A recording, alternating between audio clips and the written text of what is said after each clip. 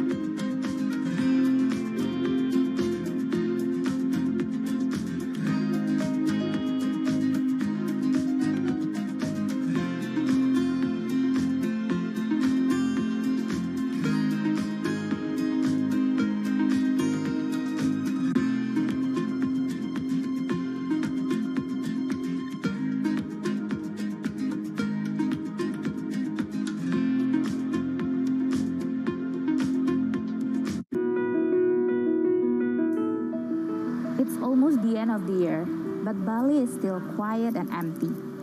I am here in Kuta Legian, one of the main walking streets here that is used to be a tourist spot for beach, dining, shopping, but many shops here are still closed. Most of the outlets are either for rent or for sale as they have run out of business.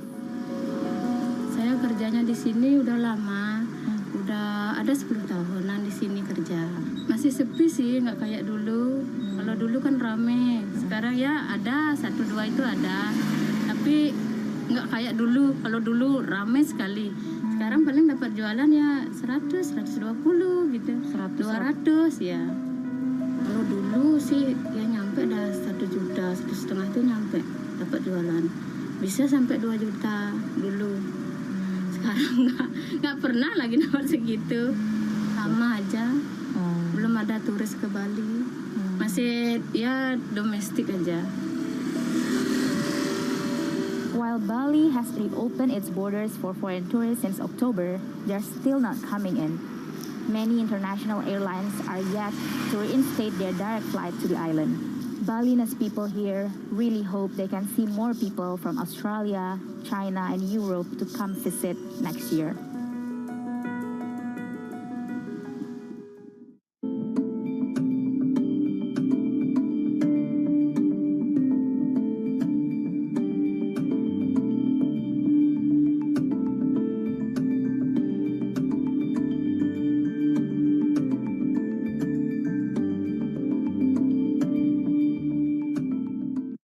facto, you have a world of young people that want their own financial system and their own culture.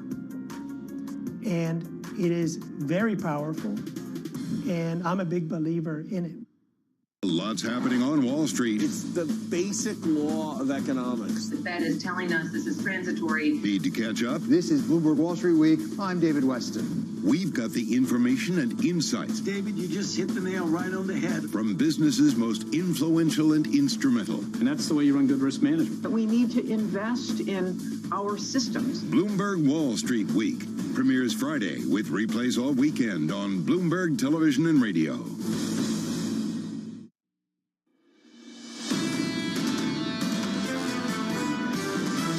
The surprise of this sort of tough first 4 months of the year actually has been how resilient equities have been. Especially at the beginning of early season, it's a good time to own volatility. Inflation is primarily a concern for this first quarter earnings reporting season. We all know we're late cycle. How late are we in the cycle, and how much pressure on corporate profits? The question remains really, can the market still go higher? This is Bloomberg Surveillance with Tom Keene, Jonathan Farrow, and Lisa Abramowitz. Good morning, everyone. Jonathan Farrow, Lisa Abramowitz, and Tom Keene. It is Bloomberg Surveillance, but a decidedly different Bloomberg Surveillance today from Washington in the headquarters of the International Monetary Fund. Thrilled to have you with us on radio and television at a most historic time. And Lisa Abramowitz, John Farrow's off today. Forget about him. What's so important here, Lisa, is not a crisis or a war, but they confront here, and Gita Gopinath to join us in moments, a set of crises I've never seen. The number of them in a three-dimensional space is extraordinary. You frame it perfectly. We were dealing with a pandemic, and now we're dealing with war, and then we're dealing with inflation and the trickle-out effects of all of these escalating crises. How do you grapple with them when a monetary system is being turned on its head with unprecedented actions by central banks and with unprecedented inflation in many areas of your everyday life? Without question, in the history of Bloomberg Surveillance, this is the most packed day. I do want to mention bank earnings out. We saw Wells Fargo and Sonali Basic's work there. We've got other banks coming out. We have the European, who's the head of the European Central Bank? Christine Lagarde. Lagarde. Okay, Lagarde will be with us later with her important press, I'm killing it today, with the important press conference in Frankfurt. But far more importantly, the continuing news, yes, we'll do Twitter and Elon Musk as well, but we are focused on these set of crises, and we of course see it with the food inflation in numerous countries right now. I think what we want to do here is get right to the morning brief. Let's do that with Kriti Gupta. Yeah, Tom, let's talk about simply what we are actually going to expect when it comes to some of these bank earnings. And we already had Sonali Basak come out and talk about those Wells Fargo earnings, but we also need to talk about what else we're going to hear. We already heard that credit losses are likely to accelerate from historic lows from Wells Fargo. Are they bracing for the worst? That was a question that we asked JP Morgan yesterday as well. We also have to keep an eye on what do buybacks look like as we start to see JP Morgan, for example, yesterday authorizing a $30 billion repurchase plan. And will we see that in the light of these rate increases? Remember, a lot of these banks sitting on a lot of cash. What are they going to be doing with it? We're also going to be hearing from the ECB, the rate decision coming up at 7:45 a.m. This is important as we talk about the euro dollar. Now it's seeing a little bit of a bid this morning, but those hedging costs overnight now at their third highest level since December 2020. So even though the consensus on the policy front is perhaps going to be a little bit mundane, at least that's the expectation, traders still really bracing for any volatility there. And speaking of central banks, we should also talk about an interview coming up, very important, with New York Fed President John Williams. Michael McKee is going to be spearheading that at 8:45 a.m. We, of course, Tom, are going to be listening in very, very closely. Interesting to see John Williams, his thoughts here towards the May 4 Fed meeting. And of course, later on, we're absolutely thrilled, an original set of interviews with Daniel Yergin and Angela Stent. Dr. Stent's book, Putin's World, is my book of the year. I've never had a book of the year sooner than this. And of course, with this war in Ukraine, it is a must read. What we'd like to do is advance the conversation on the present economics of the world. That has been her tour de force at the International Monetary Fund for a number of years. But it is new duties for Gita Gopinath. She is first deputy managing director at the International Monetary Fund. I could state, Gita, there was a celebration across all of economics with this announcement. What is different from your economic duties versus being first deputy managing director? Well, as chief economist, I would see my role as an advisor, but as first deputy managing director, I'm in management, so I'm taking a lot more difficult decisions. I think that would be an important difference. You've been spearheading the pandemic, and I must ask on an update on the way Asia and the way China is prosecuting their pandemic. What does the IMF need from China to help Asia do better in the pandemic? The pandemic has evolved, as you know, compared to the last 2 years. We have much more virulent strains, which is making it harder to contain. So like every other country is recalibrating their strategy in terms of how to deal with the virus. I mean, our advice to China would also be that some recalibration would be very helpful. Do they need American vaccines to fix this? Is it the heart of the matter? They need mRNA, Pfizer, Moderna to get China vaccinated? So firstly, they need to get more coverage of their 70-plus population. While they have overall very high vaccine coverage, if you look at the very tail end in terms of age distribution, you certainly need a greater coverage. Secondly, they would need booster shots for their older populations, and effective booster shots would be very important. You have an amazing bird's eye view right now of how well prepared we are to combat an additional strain that possibly the vaccines don't cover, or an additional pandemic with the additional rollouts of vaccines similar to what we just saw. Are we much better prepared to tackle it more quickly than we did this last time around? We certainly have the science, we certainly have the knowledge from having dealt and lived with over 2 years of the pandemic. What I am worried about is that everybody's hoping for the best case scenario, which is that this is a mild endemic virus.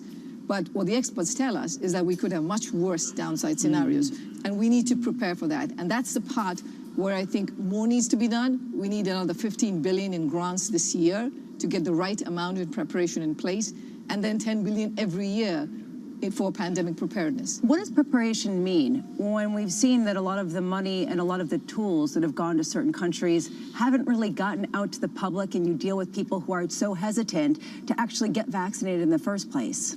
So the huge discrepancy between the vaccination rates in high-income countries, which is around 70%, versus low-income countries, which is 11%, that gap has to be closed. Now, it's true that you are seeing vaccine hesitancy in different parts of the world, and you are seeing absorption capacity constraints. But still, we need to get at least the most vulnerable population in every part of the world vaccinated. Gita, I want to turn to your tour de force here. We could get out front and make some breaking news today on the World Economic Outlook. I think it comes out next week, but if you want to slip any numbers out this morning, that's fine. The WTO shocked the other day with a number that truly shocked me. 2.8% global growth. I don't want to front run the great IMF work that you do here. Oh, you don't? But no, I don't. But we're under 3%, it appears, in global growth. Have we been here before? Is the global slowdown now original and tangible? So, Tom, you will get the numbers next week, and I won't be leaking any numbers right now. You can do it on Twitter. Elon Musk will let you do it on Twitter. What is true is that we will have a significant downgrade to our growth projections. So the last number we had for this year was 4.4%. We will have a significant downgrade relative to that number. You know, what is true is that we will remain in positive territory for global growth. But that said, we are in very, very difficult times. The pandemic is not over. We have the war. You're framing, I'm going to interrupt there. That was stunning what you just said. You're framing a probability distribution, a fan distribution we will see next week, and you got a lower bound of telling me it'll be positive. No, that's not what I said. I said that the modal estimate, which is what we put out in terms of our baseline, will be a positive number.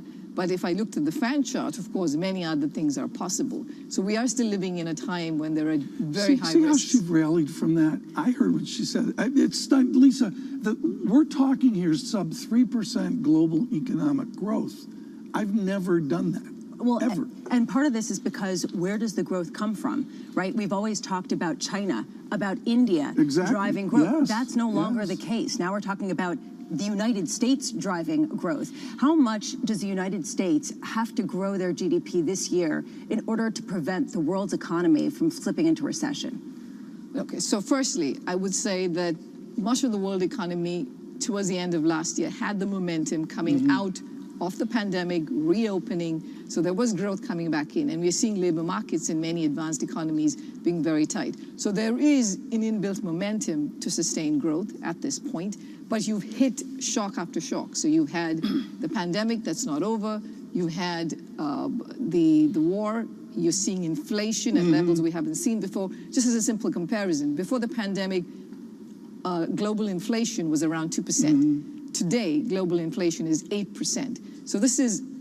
in numbers that are at decadal highs, which makes it very challenging, which is why one should be careful about projecting forward. I think there are very big risks involved. I agree, and this is the magnitude issue, and we can be on the y-axis. I'm far more interested in your work next week, and particularly financial stability and world economic outlook, the x-axis. Do you have a framework of how long the duration of 4 and 5 and 6 standard deviation inflation will be? Do you have any sense of the width of that, given the cacophony of issues you have? If you're thinking about a target of 2%, and your question is how long will it take to come down to a 2% target number, that would take, we're looking at towards the end of next year. So it's going to take many months before we see inflation coming down. Now, if your question is, has it peaked and is it likely to come down?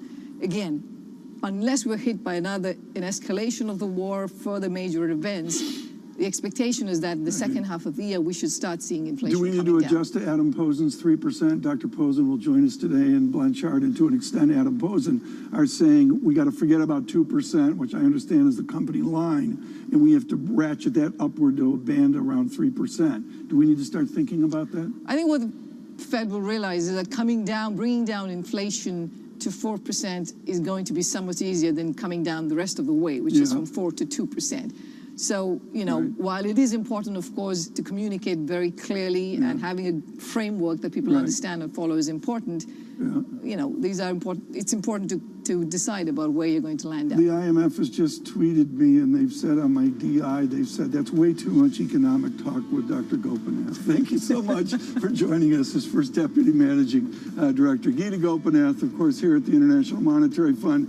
And coming up, of course, we'll speak with the Managing Director. Nadia Love will join us as well, Senior U.S. Equity Strategist at UBS. Stay with us. This is Bloomberg.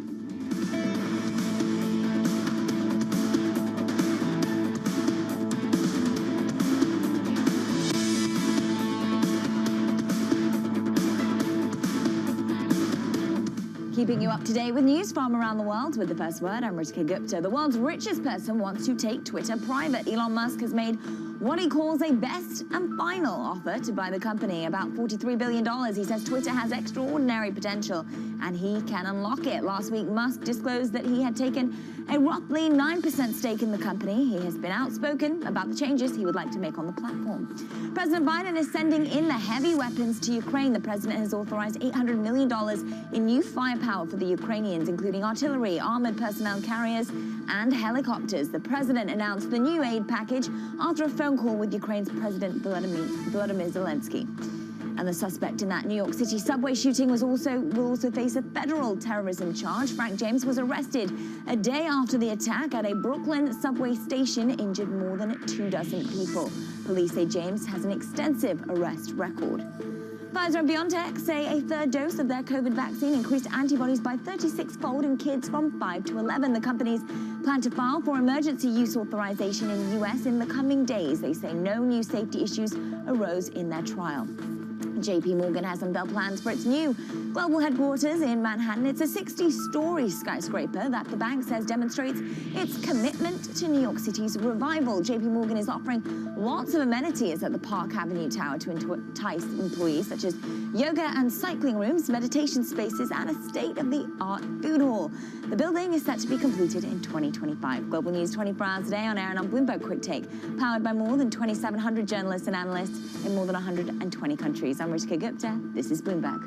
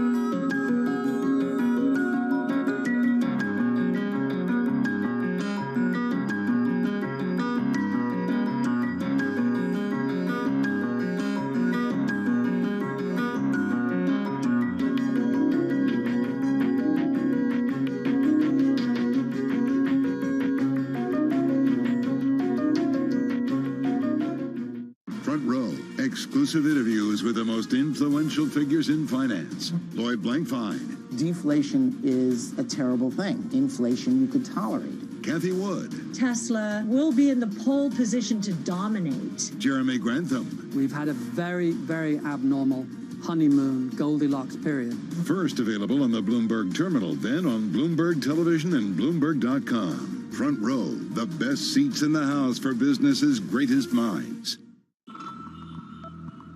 The Indian city of Jamnagar is a money-making machine for Asia's richest man, Mukesh Ambani. His company Reliance has the world's biggest oil refinery complex here in the city. Jamnagar is also where Ambani is making his newest bet, a $10 billion investment in green energy. His ambition is closely aligned with the Indian government's plan to reach net zero emissions by 2070. But Ambani is not alone. India's second richest man, Gautam Adani, has committed $20 billion of investment over the next decade. But India's massive dependencies on fossil fuels have some environmental advocates questioning the realism and sincerity of those green ambitions and those of its two biggest billionaires.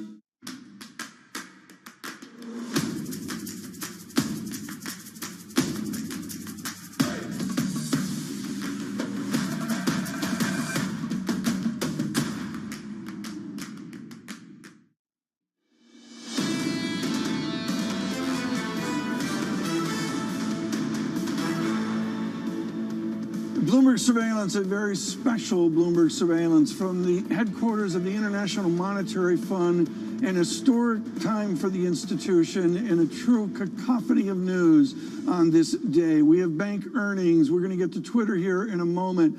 And we, of course, have the reality of the war in Ukraine, all the news just of the last 24 hours, and attendant to it, a food shortage. Lisa Bramowitz with me this morning, Jonathan Farrow on sabbatical. And while we were talking on the break here, it seems every conversation we have with this huge news flow is back to food, back to wheat. Because frankly, that's a game changer.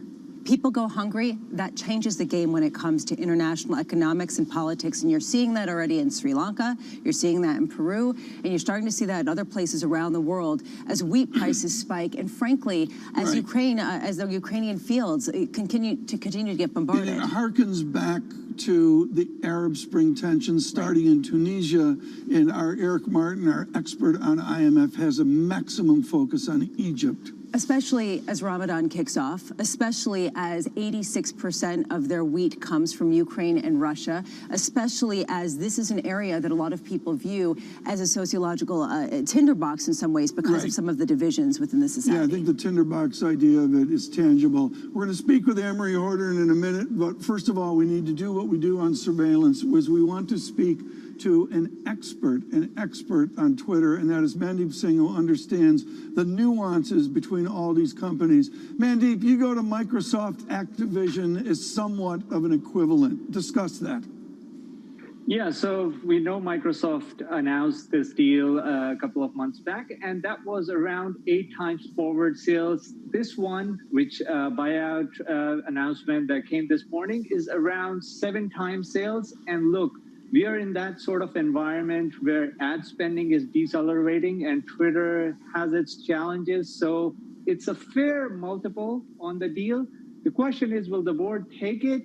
My sense is you have Silver Lake on the board, and you know the others realize they may not get a competing offer above 50 billion is probably the cap if this deal were to go through, the buyout were to go through, and so this is a fair deal. Mandeep, Elon Musk wants to fix Twitter. What does it mean to fix Twitter? Well, so he is leaning towards monetizing Twitter's engagement using a subscription model. He has been very vocal about, using Twitter Blue as an option, charging $3 a month for that subscription fee. And it will certainly help. As I said, advertising is going through its kind of slowdown. There was a pull forward during the pandemic. And so subscriptions may be the answer. The problem for Twitter is they need both advertising and subscriptions. And advertising, Twitter has a lot of challenges. Their backend systems just don't work very well as Facebook and Snapchat do. So there's a lot to be done in terms of fixing Twitter. So why would the board reject this offer?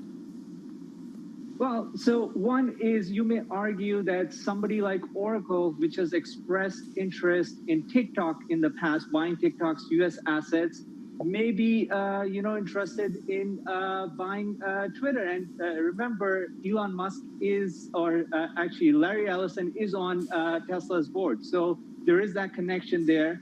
But also, somebody like Google may be interested. So there are other large platforms that may say, okay, this is a unique asset, and they may be interested as well.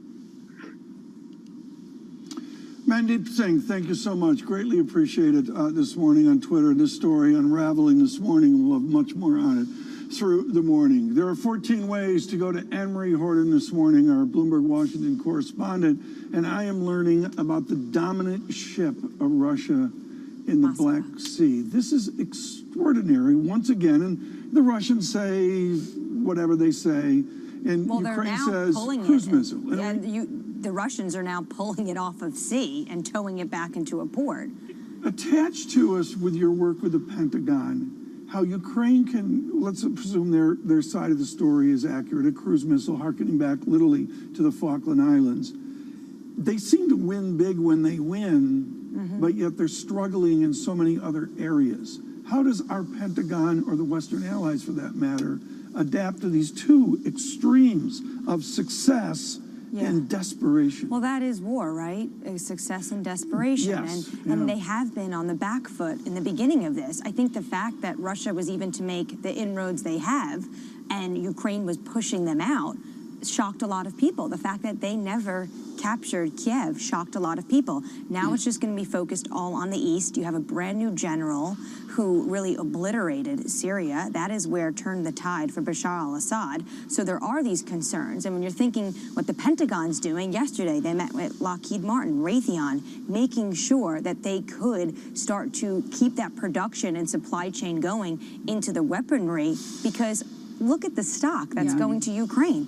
This is an incredible amount of military aid and support. And meanwhile, you have Russia amping up the threats when it comes to Finland and Sweden and their potential joining NATO, saying that they will create more nuclear threats in the Balkan islands near them in order to prevent them if they join NATO. How realistic is this? Does this sort of signal a lack of leverage, or does this signal something that's real escalation? They're concerned. They have always warned Finland and Sweden not to join NATO, and particularly Finland. I mean, the Soviet Union, this was their imperial leader over Finland. This is very also almost personal to Vladimir Putin. They share an 850-mile border between the two. The idea of Finland joining NATO scares him. So what do we have today? Dmitry Medvedev, former president as well, when Putin took a backseat and was prime minister, coming out and basically signaling, we will put missiles there, maybe Iskanders there. That is what they are signaling right now. What's an Iskander? Iskander is a type of missile. Okay. These are incredible missiles that are Russian. They are Russian missiles. How is Finland different from Sweden? I think the border. To Vladimir Putin. The border. The border. And also, historically, I think Finland is a little bit more of a third rail than Sweden. Okay. And also you have the president, who everyone calls the Putin whisperer. Okay, Anne-Marie Horton, thank you so much. The story unfolding, and she'll continue to cover this morning from the White House. We are here at the International Monetary Fund meetings, and really as the morning begins in Washington, Lisa, there's any number of themes. I believe I have 10 minutes with the managing director later this morning. I'm going to try to lobby for a 1-hour conversation. Seriously. Good luck with that. Because I really can't emphasize enough how American-centric and maybe London, New York centric our coverage is, and it's a breath of fresh air to come to the IMF and see the set and multiple sets of issues in these crises. And how the world that is doing better in this U.S.-centric world that we look at really deals with these other crises that in a world that is global, right? I mean, we have to tackle them on a global scale. Well, you featured Delta Airlines yesterday with an absolute boom Delta Airlines economy. Yeah, well, everyone wants to travel. Everyone wants to get out there. When you look at what's out there, there's a lot of threats. Just to give you a sense, Chicago corn futures returned to their highest since 2012, talking about that Been watching that. Been watching. $8 a bushel would be something. At least I didn't know I would know what a bushel is. Do you? I don't, no. We're going to continue. Devin Ryan joins us from JMP Securities. Bank earnings this morning from Washington. This is Bloomberg.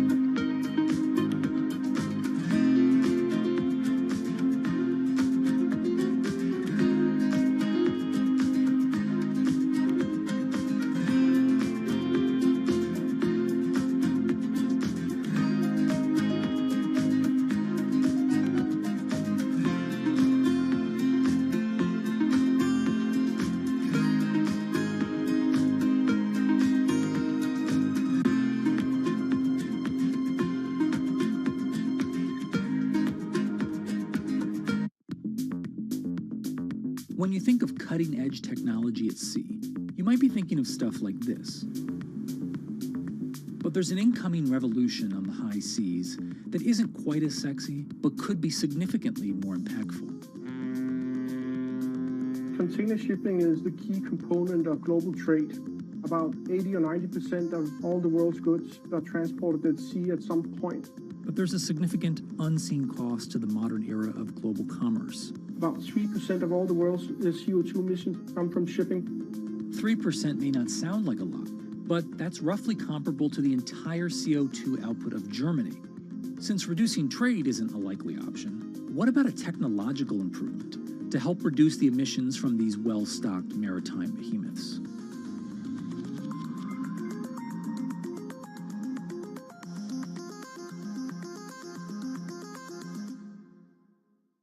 Bloomberg has enhanced search on the terminal to deliver what you need when you need it. Now, you can simply type phrases in everyday English in the command line. Compare financials. Find people. Analyze markets. You can enter phrases or ask questions. What do you want to know today? Ask a question or visit SearchGo to find answers now. Mercedes-Benz is on a path towards CO2 neutral mobility. So we have flicked the switch there, and really we're going to step by step electrify everything. And what does that mean? Combustion engines get electrified.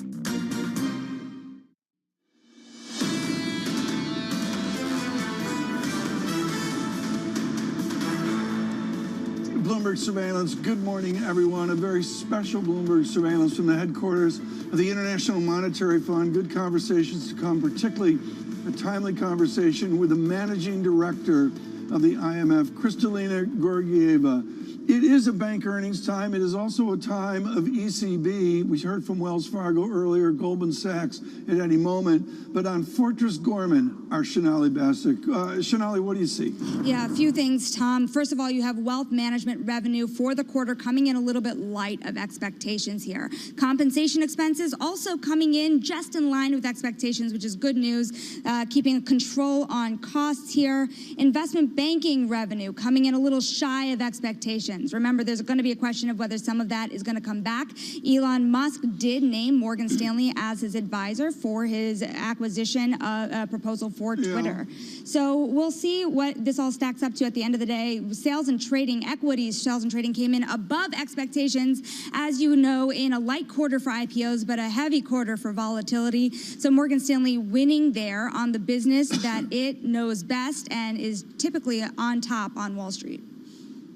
Now, Shonali, stay with us and dive into those headlines. Folks, the headlines come out and the press releases come out as a blur. Lisa's been looking into it. What is a single observation you see on the Morgan Stanley difference versus Goldman Sachs? It's interesting to me that net interest income beat. It's also interesting that compensation expenses in the first quarter were again above what the expectations were. How much we're looking at a bank that is winning on multiple fronts at a time, Shonali, when we're talking about, frankly, the Goldman Sachs Morgan Stanley duopoly kind of shifting a little bit as both of them try to push out. How is the melding together, Shonali Bassick, of E-Trade and the rest of it going for Mr. Gorman? Yeah, it gives him a much broader base of clients here and of different demographics that, you know, he can bring people who maybe start as traders and transition them over to wealth clients. And to your point, Lisa, net interest income here, Morgan Stanley tends to serve a wealthier clientele here who tends to refinance or take out mortgages even in this era.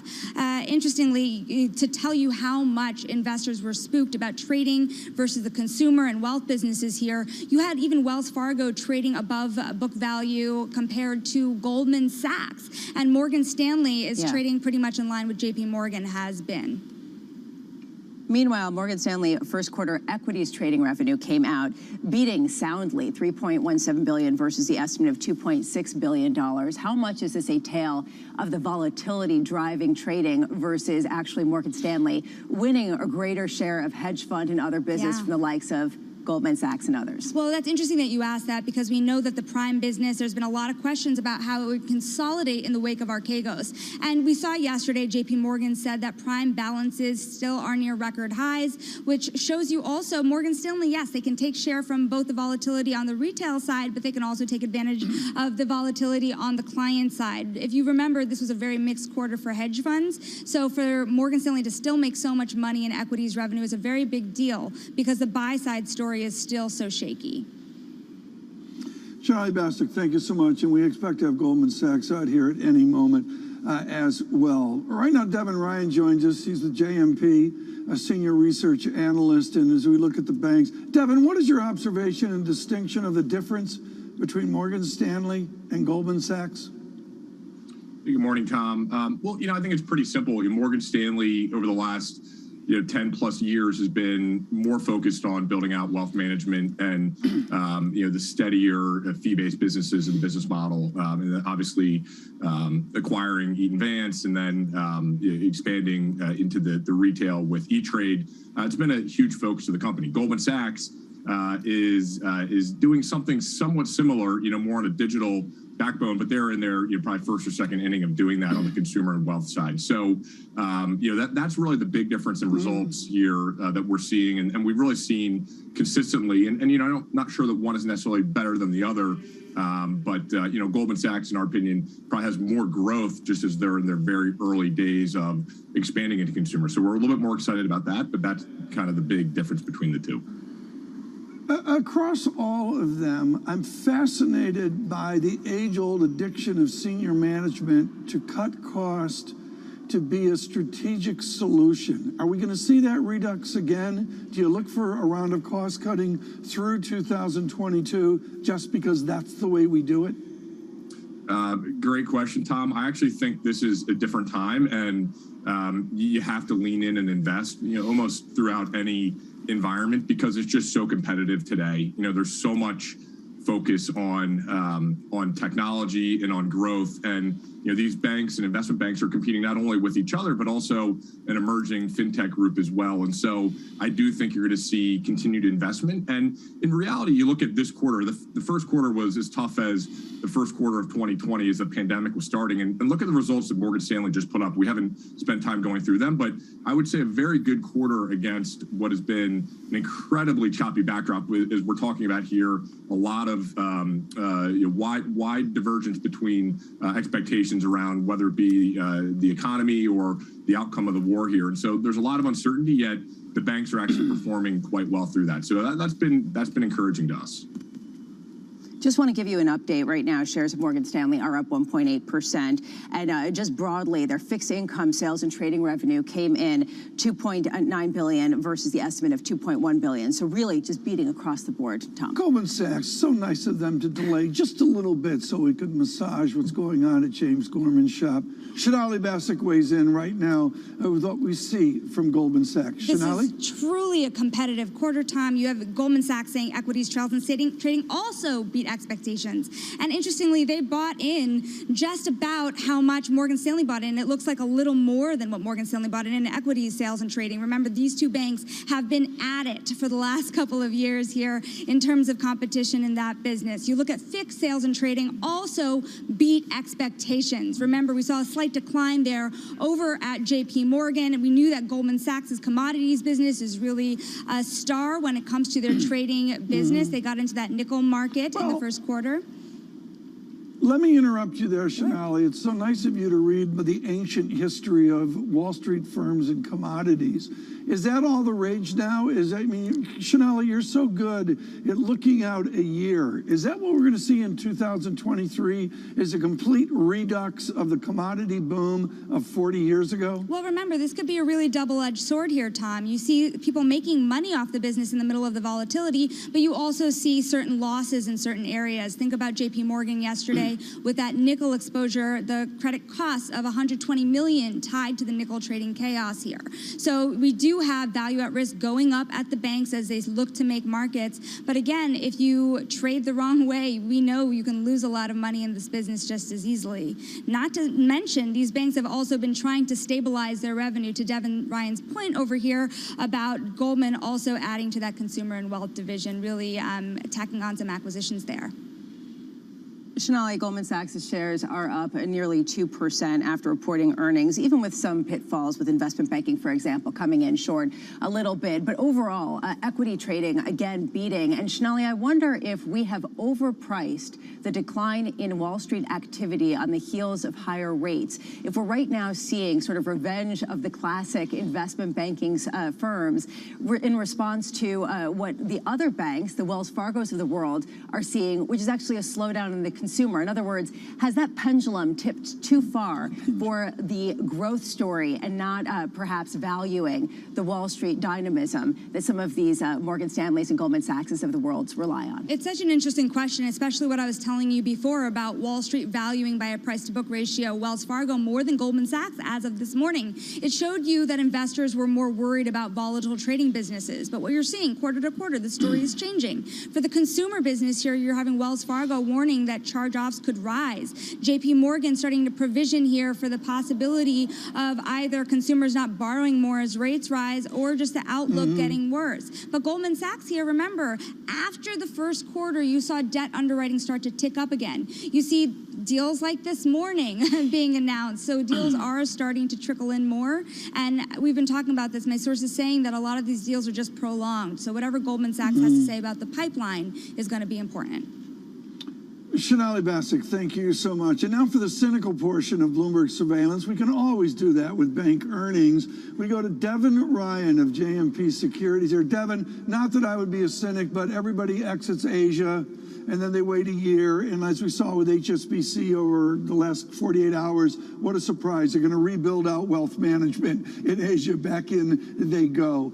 Tell me about the international aspirations of Goldman Sachs, of Morgan Stanley. Are they going to do the same thing? Pull back, wait, there's money to be made, let's go international. Is that what we see in the future?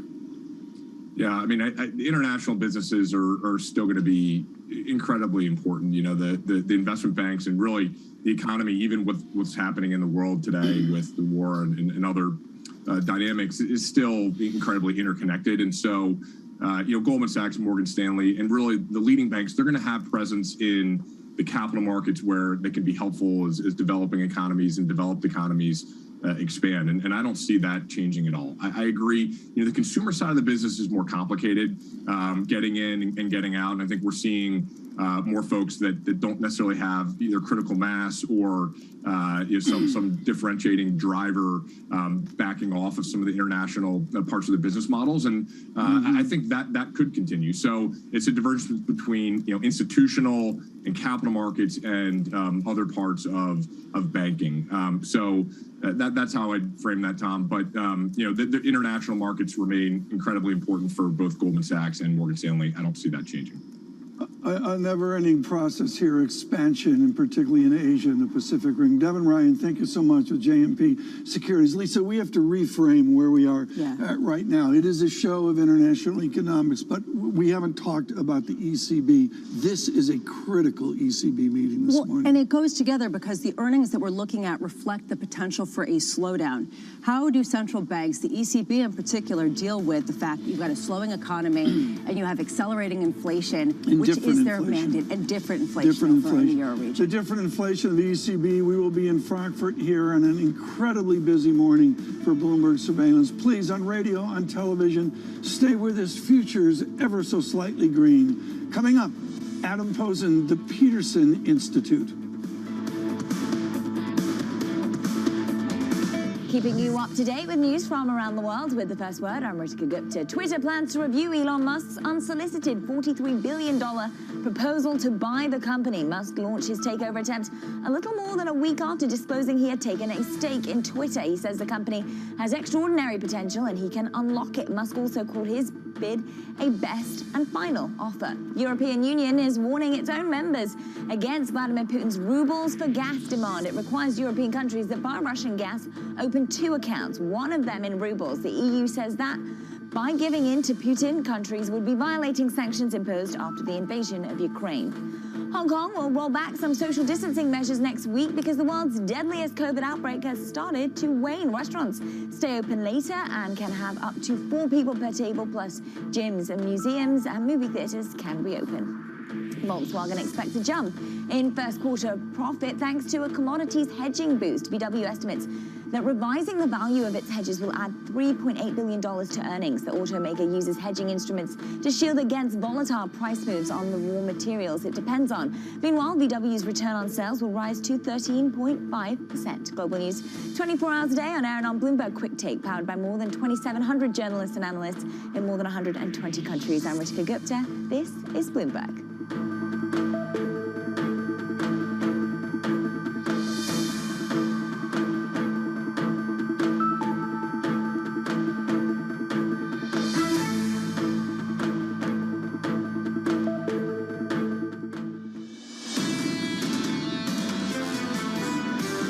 They will try to maintain strong labor markets while bringing inflation down. And it has been done in the past. It's not an impossible combination, but it will require skill and also good luck. I will not mince words. It is the talk of this International Monetary Fund headquarters, the speech of the Secretary of Treasury yesterday. And let me cut to the chase. Janet Yellen said, everyone grow up. This crisis, this war, Lisa Abramowitz, is about trillions, not billions. Her issue is the scale and magnitude is different than we perceive. Especially at a time when people are still trying to grapple with whether they actually want to give more money. She also had some pretty harsh words for China. Yeah. And this, to me, was fascinating, coming out and basically saying national security is no longer just considered a military thing. It is very much the financial implications. And frankly, if they continue to back Russia, there will be consequences. I'm looking at my watch right now. The surveillance watch says we've got to get to the ECB. Guy Johnson is with us in London. We're thrilled he could join us this morning. Guy, on the ECB, I'm going to state flat out, this is an original meeting for Christine Lagarde. So many challenges, so many things that she's got to be thinking about. The Governing Council have got to be thinking about what is happening with the global picture on inflation. The ECB obviously not immune to that challenge. Then you've got to focus in and factor in what is happening with the war, Tom. The ECB leaving its main refinancing rate unchanged. No surprise there, at 0. The estimate 0. The depot rate, the deposit rate left at -50. How quickly does that close is the question here that a lot of people are asking themselves. How quickly do we get back to neutral, i.e. 0? How quickly do we go beyond that? A lot of challenges. The data since the last meeting obviously has maybe lent some credibility to the idea, Tom, that we are going to be seeing a lift-off from here. Rates will rise, quotes, sometime after net bond buying ends. Any rate increase, the ECB says, Tom, will be gradual. Lisa, what we've got here is asset purchases should be concluded in the third quarter. The rates at present level until inflation outlook meets its goal. Rates at the present level until the inflation outlook meets its goal.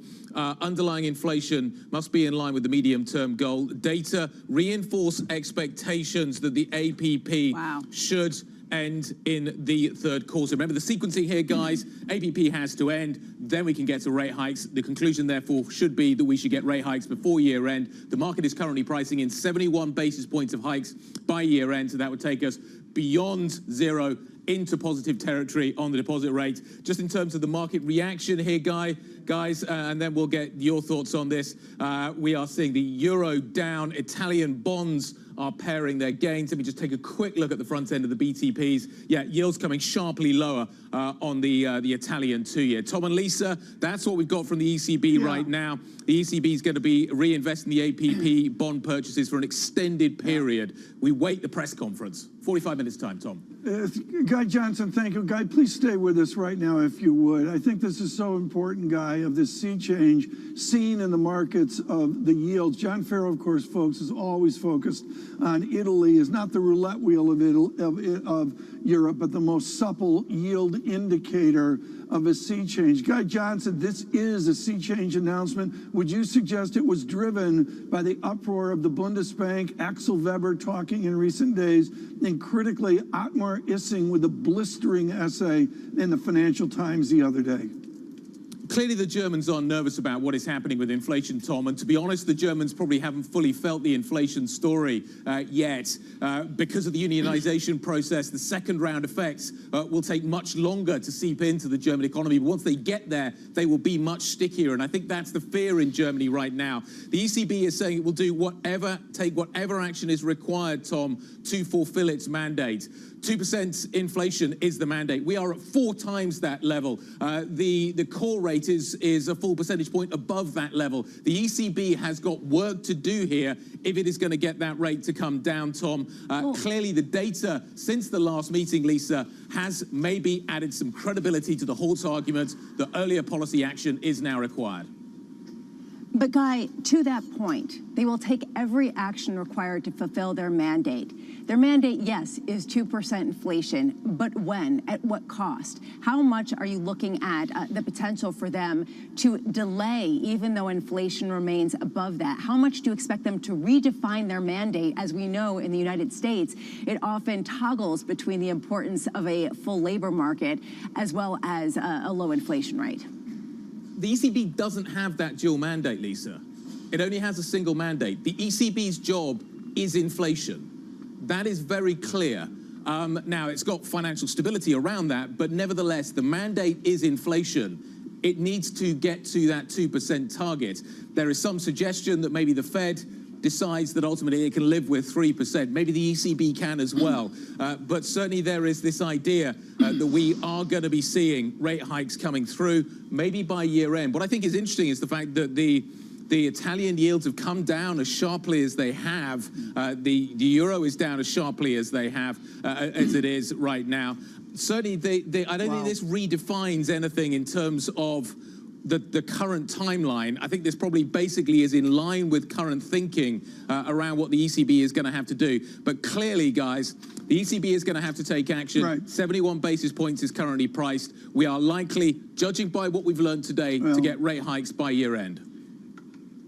Guy Johnson, thank you so much. Somewhat of a surprise there, and I'm really watching euro again. I don't have the trading envelope in front of me of 2 standard deviations, but certainly a 107 handle on euro would be something.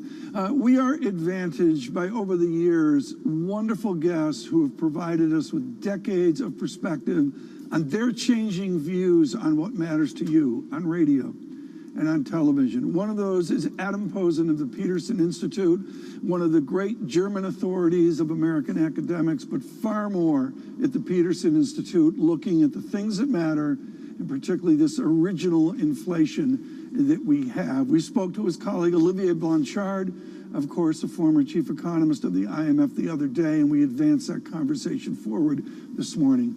I was talking, I believe it was with Gita Gopinath, I can't remember, about once again the certitude of elites saying we've got to get inflation back to 2%. Yeah.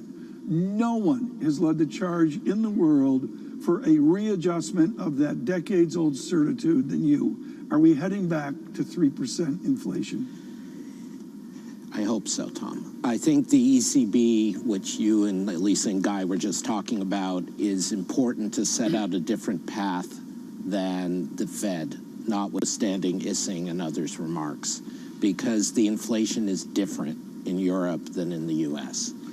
It's different in Europe, but nevertheless, you've made worldwide impact in economics with saying we need to reset in some way. Maybe it's 2.8%, who's right. Splitting hairs, 1/10 of a point as well.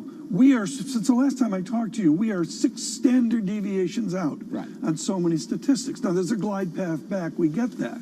How do we get back to 2% inflation, or are those days over? We can get there, but it's probably not worth the cost, in my view. I think you have to get it well below 4% in the U.S., and the Fed is on track to do that. The choice point is how far and how fast, echoing something Lisa just said, it takes to get from 4 to 2 or 4 to 2.5. So between now and, say, first quarter of 2023, the Fed's tightening is baked in, right? 250 plus basis points, and inflation's probably peaking in the U.S., though not elsewhere. So you're going to get it down below 5 by the end of the year. I'm reasonably confident. The question is how fast and how far do you push it down from there? And I'm hoping that they accept running something in the high 2s or even 3 and take it. How high can inflation be without crippling consumer confidence, without crippling the ability to go out and spend? It's a good question, Lisa, but I think right now what we're seeing is, for all the talk, consumer confidence is determined by other things. We are seeing continued spending in the U.S., right? Well, we're going to get actually retail sales coming up, and we have seen them decelerate dramatically. And on an inflation-adjusted basis, they have been increasingly negative over the past few readings. So, yes, people are still buying, but with an asterisk. I mean, at what point do you start to worry, given the fact that this inflation rate is certainly affecting sentiment? No, there's no question. I mean, again, I'm totally on record, and I was on record a year ago, saying, I mean, literally April 1st last year, saying inflation's going to come in way beyond the Fed's forecast and they have to start moving. So, but the two are not the same thing. The idea that they took a gamble, in my view, the gamble didn't work out, and now they got to rectify it, is one thing. And that's separate from what would happen if they don't grind the U.S. economy down to get from 3.3 to 2.5. And that's the question for 2023, 2024. Thomas Sowell, the great conservative economist, wrote a book on classical economics now, and I've seen so much static analysis right now. I feel like I'm launching back pre-Giavone back to David Ricardo and almost 19th century analysis of all the noise going on. The optimist, like Adam Posen, would say we are a dynamic system, we will compensate, and we will get beyond this. Is the great compensator the currency market, and that we could see substantial depreciation and devaluation in some countries in crisis who don't get it right? I think you're going to see some of that even if they do get it right. I mean, we're coming into the spring meetings of the bank and the fund, and as First Deputy Managing Director Gopinath said earlier this morning to you, and as Secretary Yellen said last night, there's real stuff going on in that world. There are food shortages, there are energy shortages, there are price spikes, there are interest rates being passed on by the U.S. necessary. actions. And so you get to a point where there are going to be debt problems and there are going to be recessions and maybe unrest. But it's not because they didn't get it right. It's just the world is hard, and we're not very fair about sharing the ability to keep the floor under things. Adam, we've got to move on in an incredibly hectic day, but can we see you again soon? Thank you for having me. Adam Posen, thank you so much for the Peterson Institute. I can't say enough about the website of just understanding price dynamics, and of course, leading the charge there, Dr. Posen, Olivier Blanchard, and a host of others. This is a huge deal of this illusion we're going to go back to normal. What is, well, yeah, I mean, that's really not going to happen, right, very quickly. And we heard that from Gita Gopinath.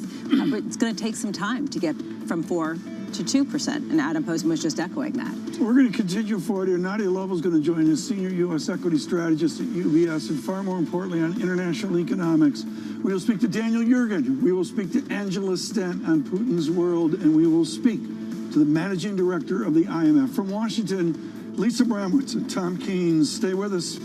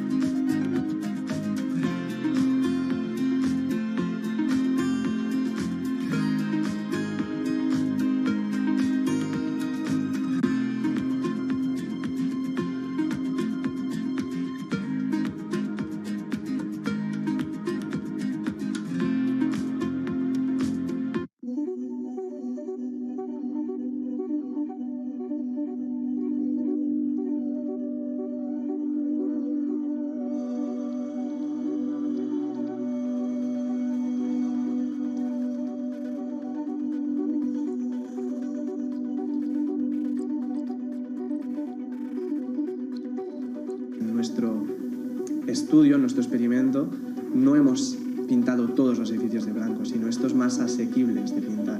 Y ya hemos detectado reducciones medias en el área metropolitana de 0,8 grados aproximadamente en un periodo de ola de calor y con picos máximos de 4 grados de disminución en un momento puntual del día, en una zona puntual del día.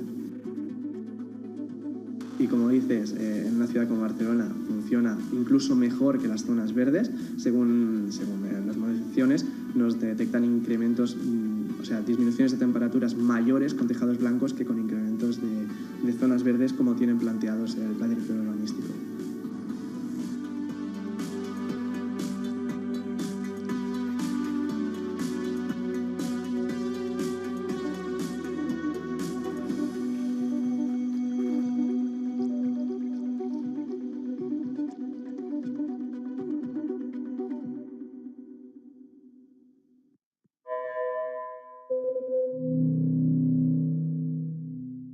Lots happening on Wall Street. It's the basic law of economics. The Fed is telling us this is transitory. Need to catch up? This is Bloomberg Wall Street Week. I'm David Weston. We've got the information and insights. David, you just hit the nail right on the head. From businesses most influential and instrumental. And that's the way you run good risk management. We need to invest in our systems. Bloomberg Wall Street Week premieres Friday with replays all weekend on Bloomberg Television and Radio.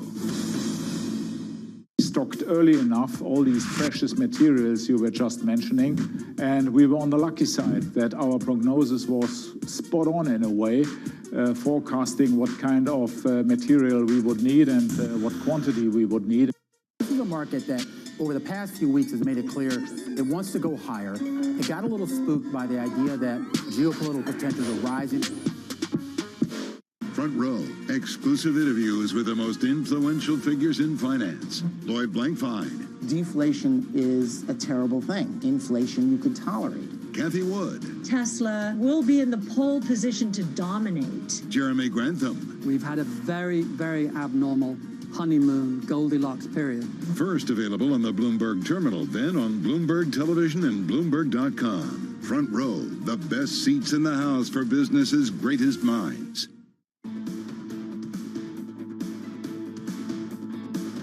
Inflation is intolerably high, and you're hearing that from Fed officials. The Fed's going to be raising rates because the economy looks good, and they have runway to do so. We're still going to be experiencing a bit more pressure to the downside. We have a higher chance of going into recession next year and stagflation. The bar's set very low, 5% earnings growth in the US. I think we're easily going to beat that. This is Bloomberg Surveillance with Tom Keene, Jonathan Farrow, and Lisa Abramowitz.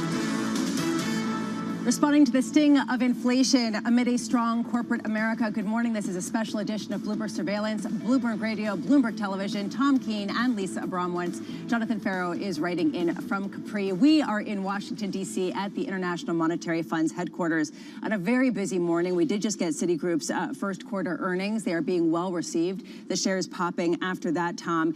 But such a moment right now for us to be at the IMF ahead of the ECB press conference, ahead of those retail sales, as we see the sort of conflict between inflation and still some strength. When I was sitting on the porch at Bretton Woods with Maynard Keynes and the rest when they invented the International Monetary Fund after World War II, there's never been a year like this. The amount of stories, the cacophony. We heard that from Gita Gopinath earlier. We've got the bank earnings coming up, Sonali, in a moment on Citigroup, but far more, it's the urgency in the last 48 hours that we see, and that Russian headline that just came out from the Bank of Russia. Why don't you read that off? The Bank of Russia says that the banks may lose half of their capital. This is according to TASS. Also, interesting that Vladimir Putin talking, saying that there is no alternative for Russian gas in Europe right now. How much are they going to try to leverage that at a time when that's really financing some of their war efforts? It's Tom Keene snark, but I said to the director of strategy for the IMF an hour and a half ago, I said, do we know what the Russian reserves are? And, you know, I got the boilerplate answer.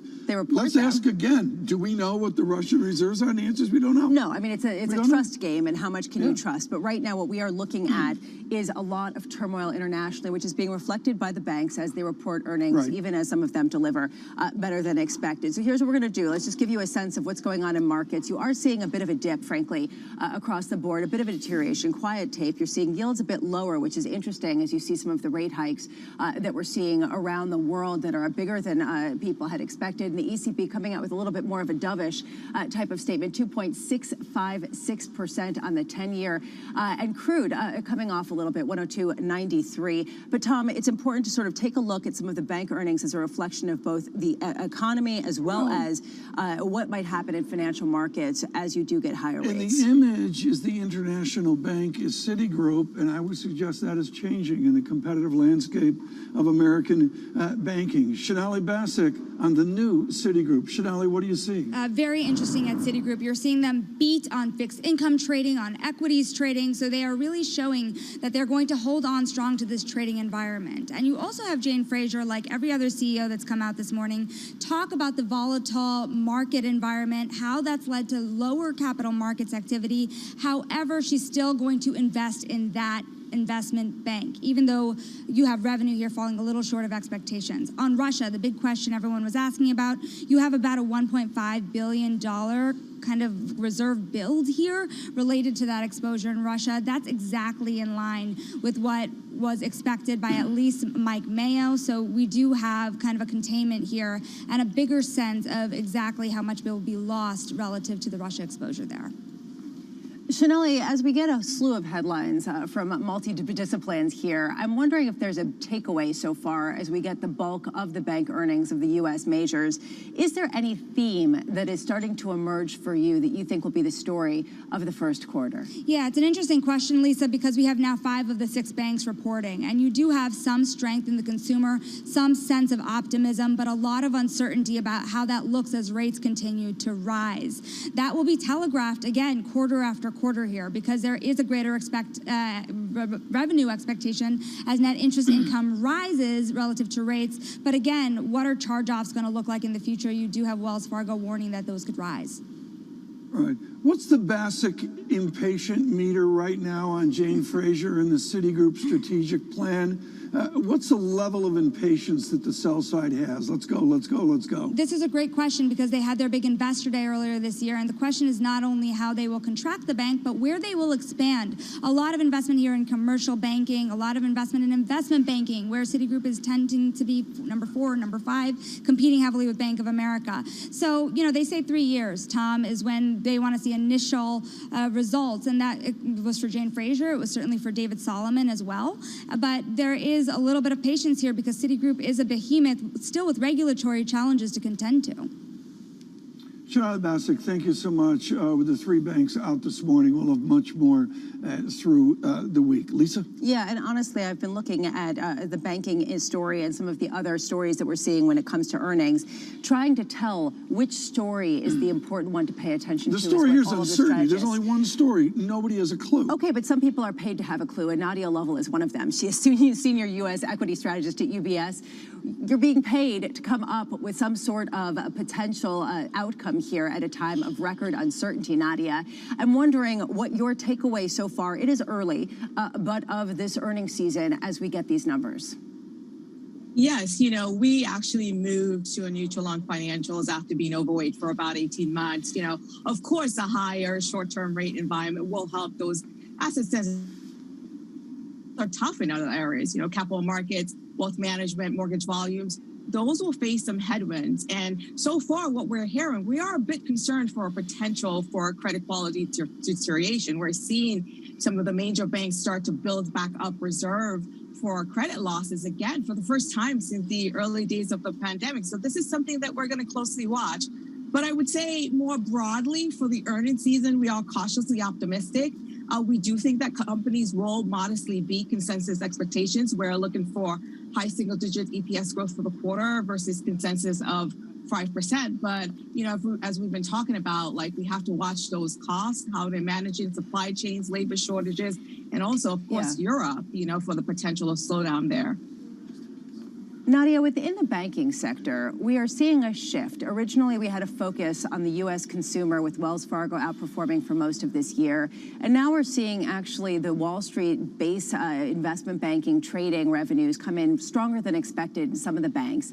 Are you starting to shift back to some of the Morgan Stanleys and Goldman Sachs's of the world and away from those like Wells Fargo that are more hinged on the growth in the U.S. consumer at a time of potentially rising delinquencies? I think that both areas have their own headwinds. As you noticed, the delinquency on the consumer side, but remember the traditional investment banks had great years last year, a very hot IPO market, M&A activity, and overall trading activities. Those comparisons are extremely tough this year. And so that's what gives us pause on the entire space to say that we prefer to take a more neutral stance because some of the benefits are being offset by the potential headwinds. Nadia, the buyback chat, whether it's bank buyback, Apple buyback, whatever the buyback use of cash is, how has that changed the band, the UBS bracket of, I'm going to call it optimism, of single-digit return, or dare I wish for double-digit return in equity markets? How has the buyback chat changed how you set that bracket of returns? You know, corporate buybacks is important support to the overall market. We were pleased to see in the first quarter that we saw many new buyback announcements and also increase in buybacks. And so we think that that will help to provide a floor to the market. But whether it helps to get the market to double-digit return, that remains to be seen because I think a lot of it is going to really depend on the overall economic environment, which we've all noticed is starting to slow. Nadia, thank you so much. Nadia Lovell of UBS with us as well. We have a little window here where Lisa and I can set up our reading, our team's reading in on this important day at the International Monetary Fund. I think it's even something we will see addressed at the ECB here with Christine Lagarde at the bottom of the hour, maybe even addressed in the interview, the conversation, Lisa, with John Williams that Michael McKee will have as well. And that is inflation, and not the idea of gas inflation or airline inflation. Forget about it.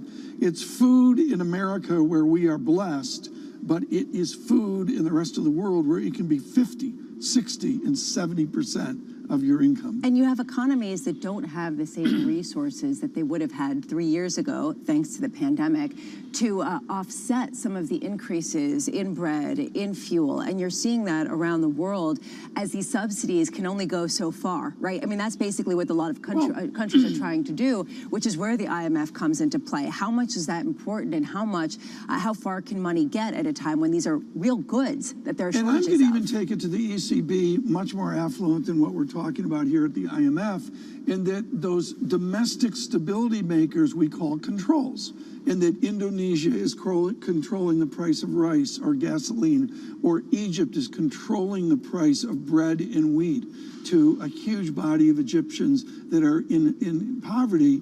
Great, except the modern Western institutions don't deal with controls, they deal with incentives. Right. And those two, how do they clash together in Frankfurt? Here as well. And at a time when there are a multitude of other uncertainties, what wasn't it? Gita Gopinath was talking about how the band of outcomes has never been wider, and we keep hearing about that. And we did hear, for example, from Citigroup that they actively cut their total Russia exposure by $2 billion to $7.8 billion. All of this kind of leading to how much is the fallout from the Ukraine war going to hamper? Well, that's a movable feast. And for those of you just joining us on radio and television, on the war front, the United States committing much more materiel to Ukraine. That just in the last 2 hours or so. Coming up, a very special rest of the hour of Bloomberg Surveillance.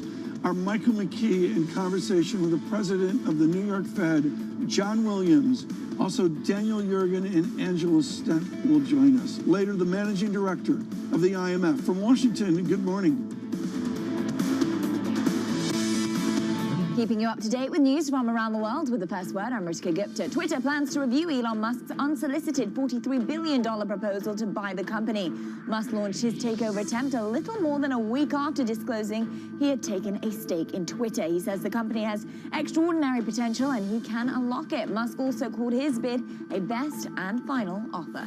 President Biden is sending in the heavy weapons to Ukraine. The president has authorized $800 million in new firepower for the Ukrainians, including artillery, armored personnel, carriers, and helicopters. The president announced the new aid package after a phone call with Ukraine's President Volodymyr Zelensky.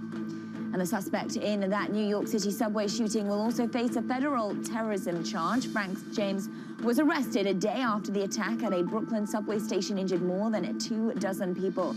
Police say James has an extensive arrest record.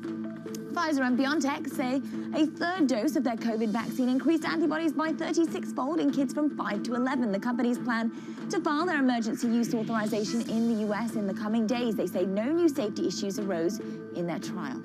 JP Morgan has unveiled plans for its new global headquarters in Manhattan. It's a 60-story skyscraper that the bank says demonstrates its commitment to New York City's revival. JP Morgan is offering lots of amenities at the Park Avenue Tower to entice employees, such as yoga and cycling rooms, meditation spaces, and a state-of-the-art food hall. The building is set to be completed in 2025. Global News 24 hours a day, on air and on Bloomberg Quick Take, powered by more than 2,700 journalists and analysts in more than 120 countries. I'm Rishka Gupta. This is Bloomberg.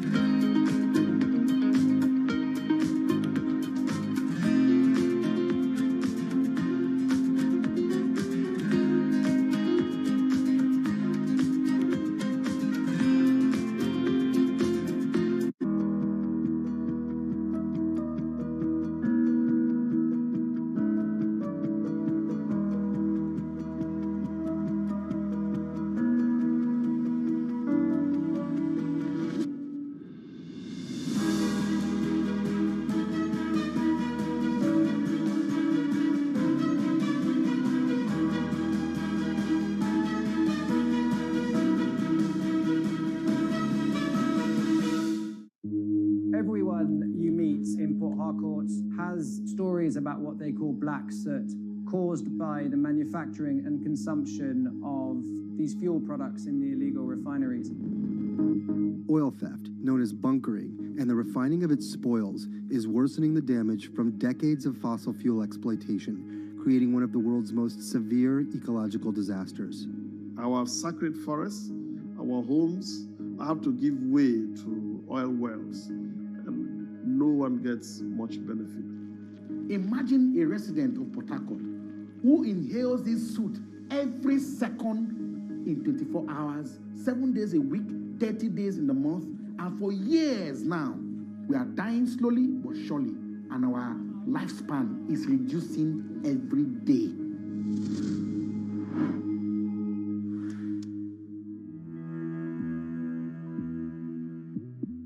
Bloomberg has enhanced search on the terminal to deliver what you need when you need it. Now, you can simply type phrases in everyday English in the command line. Compare financials. Find people. Analyze markets. You can enter phrases or ask questions. What do you want to know today? Ask a question or visit SearchGo to find answers now.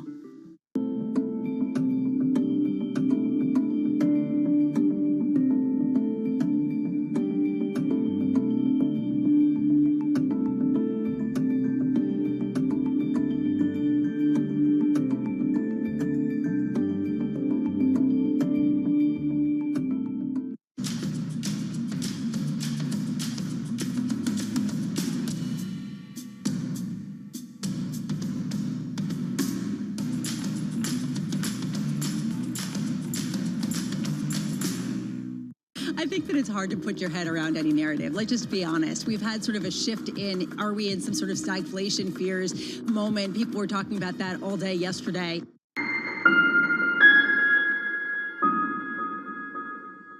Earnings season is coming. The bar is pretty high. We're going to see lower earnings growth. The sentiment on financials has been pretty dour. Bloomberg breaks the numbers first. Tesla's gaining on record deliveries for the first quarter. The industrial sector is getting hit pretty hard. Every tick down is a big deal. With exclusive expert analysis. There are a couple of things that concern us. We have to break out a different playbook. There are opportunities out there. Bloomberg Television and Radio. The fastest numbers and analysis you trust.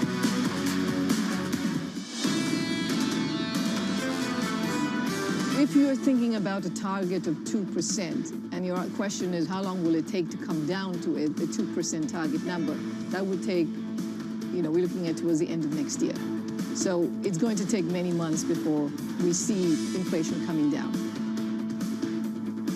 The first deputy managing director of the International Monetary Fund, Gita Gopinath, a piercing interview making global headlines here in the last hour or so. Really strident comments on a reset of global growth somewhere down. We'll know a lot more in a week from the World Economic Outlook. Lisa Bramwitz, the acclaimed Blue Book, will be coming out. And that was the province of Gopinath and Olivier Blanchard years ago and others. And I remember a decade ago when it was joined by the Green Book. Oh, dear Lord. Maybe the Beige Book should sort of hang out a little bit, This is way more interesting than the Beige Book. We have a running joke, folks. It's surveillance. I don't look at the minutes. I don't look at the Beige Book. But I do look at the Green Book. I want to make clear right now that with the data checks today, there's not much going on, but we did see some movement off the European Central Bank headlines. And the Lagarde interview, comments rather, in Q&A, we will have, and around it, a conversation with John Williams of the New York Fed with our Michael McKee. The 10-year yield in 4 basis points with a vengeance from a 280 to a 266 speaks of these unusual times. On the Green Book, and I'll admit to Global Wall Street, this is the most important conversation of the day, is the person that Gita Gopinath and Kristalina Georgieva listens to on the uncertainties of the moment. Tobias Adrian joins us right now, Director of Monetary and Capital Markets at the International Monetary Fund. And he and unfortunates have to piece together in this time of uncertainty where the epsilon is. There's an algebraic equation. Off the back end is a Greek letter. It's never been like this, has it? Absolutely. These are very unusual times, tremendous uncertainty globally. What we have seen is that monetary policy was expected to tighten already prior to the invasion of Ukraine by Russia. And then, of course, commodity prices shot up, and that has brought forward the tightening of monetary policy globally. So financial conditions have tightened, but to date, it looks like it's fairly orderly. You grew up in the mathematical rigor of MIT, of Olivier Blanchard and the wonderful Steve Ross. I want to talk to you about when you tear apart within the media. We give these big overarching things. Not that Lisa would ever do this, but the world's coming to an end. Well, I've never heard that I've before. never heard that come out of anybody's mouth in the media. You people disaggregate down to factors that matter. Which factor helps you in this time of uncertainty? Well, it's very nice that you mentioned my advisors from MIT. That is some 20 years ago that I was at MIT. But they've never faced what you face right now. I would suggest that. Well, absolutely. These are unusual times because markets are moving quite a lot. Volatility is high, uncertainty is high, and of course we see geopolitics and the war that has shock waves around the world. So these are very, very challenging times for monetary policymakers as well as policymakers in every other shade. It is a tremendous privilege to be part of the IMF in these unusual times. Tobias, you have an incredible past studying financial risk, systemic risk, and you talk about the incredible volatility. We have been stress tested incredibly over the past couple of months. I think about commodities. The fact that we haven't seen more commodity houses go bust is telling. Are you getting comfort from the fact that things have not broken down on a financial system level over the past 6 months or so? Absolutely. I do think that we saw a tremendous stress test in the realm of commodity prices and commodity trading. Of course, we have all followed in detail what happened at the London Metal Exchange, where market functioning was off. But outside of that, fairly isolated event around the nickel market, really commodity markets have functioned fairly well. And that's despite the fact that these are highly concentrated markets. There are a handful players on the commodity trading side and on the dealer side that are really dominating the markets. We have seen margins going up and haircuts and requirements going up, but the market has been fairly resilient. Will the market be as resilient if we see another sovereign debt crisis? Well, that is a very, very good question. So we see many countries already in distress. These are primarily lower income and smaller countries. So for the moment, markets can absorb that shock. But of course, with the economy potentially growing lower and potentially more adverse shocks hitting, we could see a broader debt crisis. Again, to date, markets have absorbed those losses fairly well. Which particular emerging markets are you focused on right now? Well, we are particularly focused on smaller, so not the major emerging markets at the moment, but smaller countries, a lot in sub-Saharan Africa, in the Middle East, as well as in Latin America, Caribbean, etc. But over time, of course, there could be more wider distress as well in other countries. Tobias, thank you so much for joining us today. Dr. Adrian with the International Monetary Fund, and I can't say enough about what we'll see in a week with the financial stability analysis of the capital markets part of the International Monetary Fund. Lisa, I look at where we are heading towards this conversation with the managing director, and when you take the framework of economics, financial stability, and fiscal soundness, you mentioned something really important, which is the given that fiscal soundness is still there. That's the assumption right now. And I wonder if you're saying something there that Rogoff and Reinhardt would allude to. At some point, it catches up with you. Well, it catches up with you if you're a smaller, more stressed economy. What about the bigger ones? What about the bigger ones? And we're going to get, actually, we've been totally remiss in talking about retail sales. We're going to get a read on the U.S. consumer, which in any other day would matter. And on today, it's the busiest day that we think we've ever seen before. And it's just, loot being lost amid the sea. But all of these indicators speak to that fragility stability? What is the breaking point for consumers? What are the breaking points for some of these economies that seem to be very strong? What I would do, and this is off of WTO and 2.8% global GDP, into retail sales and the angst of inflation. And retail sales, folks, affected by inflation. That's a nominal analysis. Which deciles are being crushed now? Yes. Delta Airlines is raving about packed airplanes, but there's a whole part of America that's not worried about getting on packed airplanes. Especially when you see negative real wages that on some measures are the most negative that they've been in a series going back more than a decade. So you take a look at that. To your point, there are many people feeling this in a massive way. The managing director of the IMF, later on this morning in the 10 o'clock hour, we will hear from Christine Lagarde in Frankfurt. Coming up, though, are Michael McKee with John Williams of the New York Fed. Stay with us from Washington, the headquarters of the IMF. This is Bloomberg.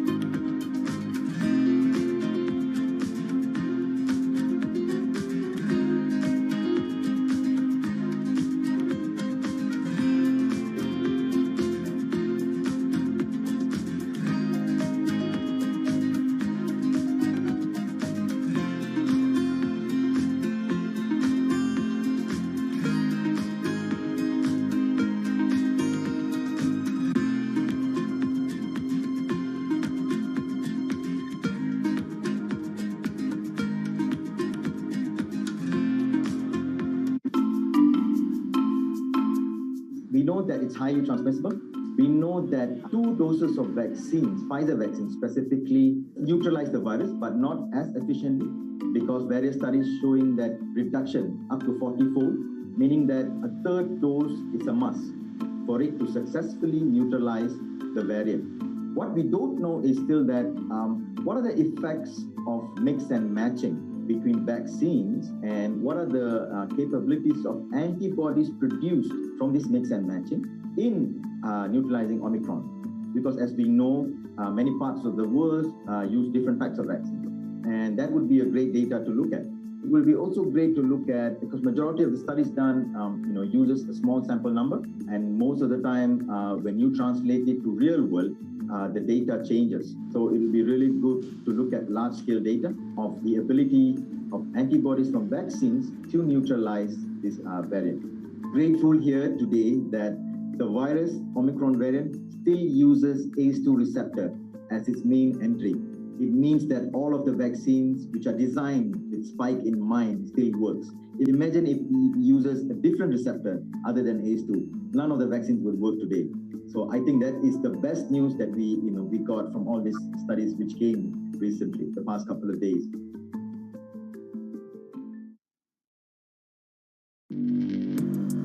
Access the financial world on demand. Hear from leading economists, policymakers, and industry experts via live and on-demand webinars, only from Bloomberg. Start exploring to see what's moving the markets. Visit Bloomberg.com/webinars.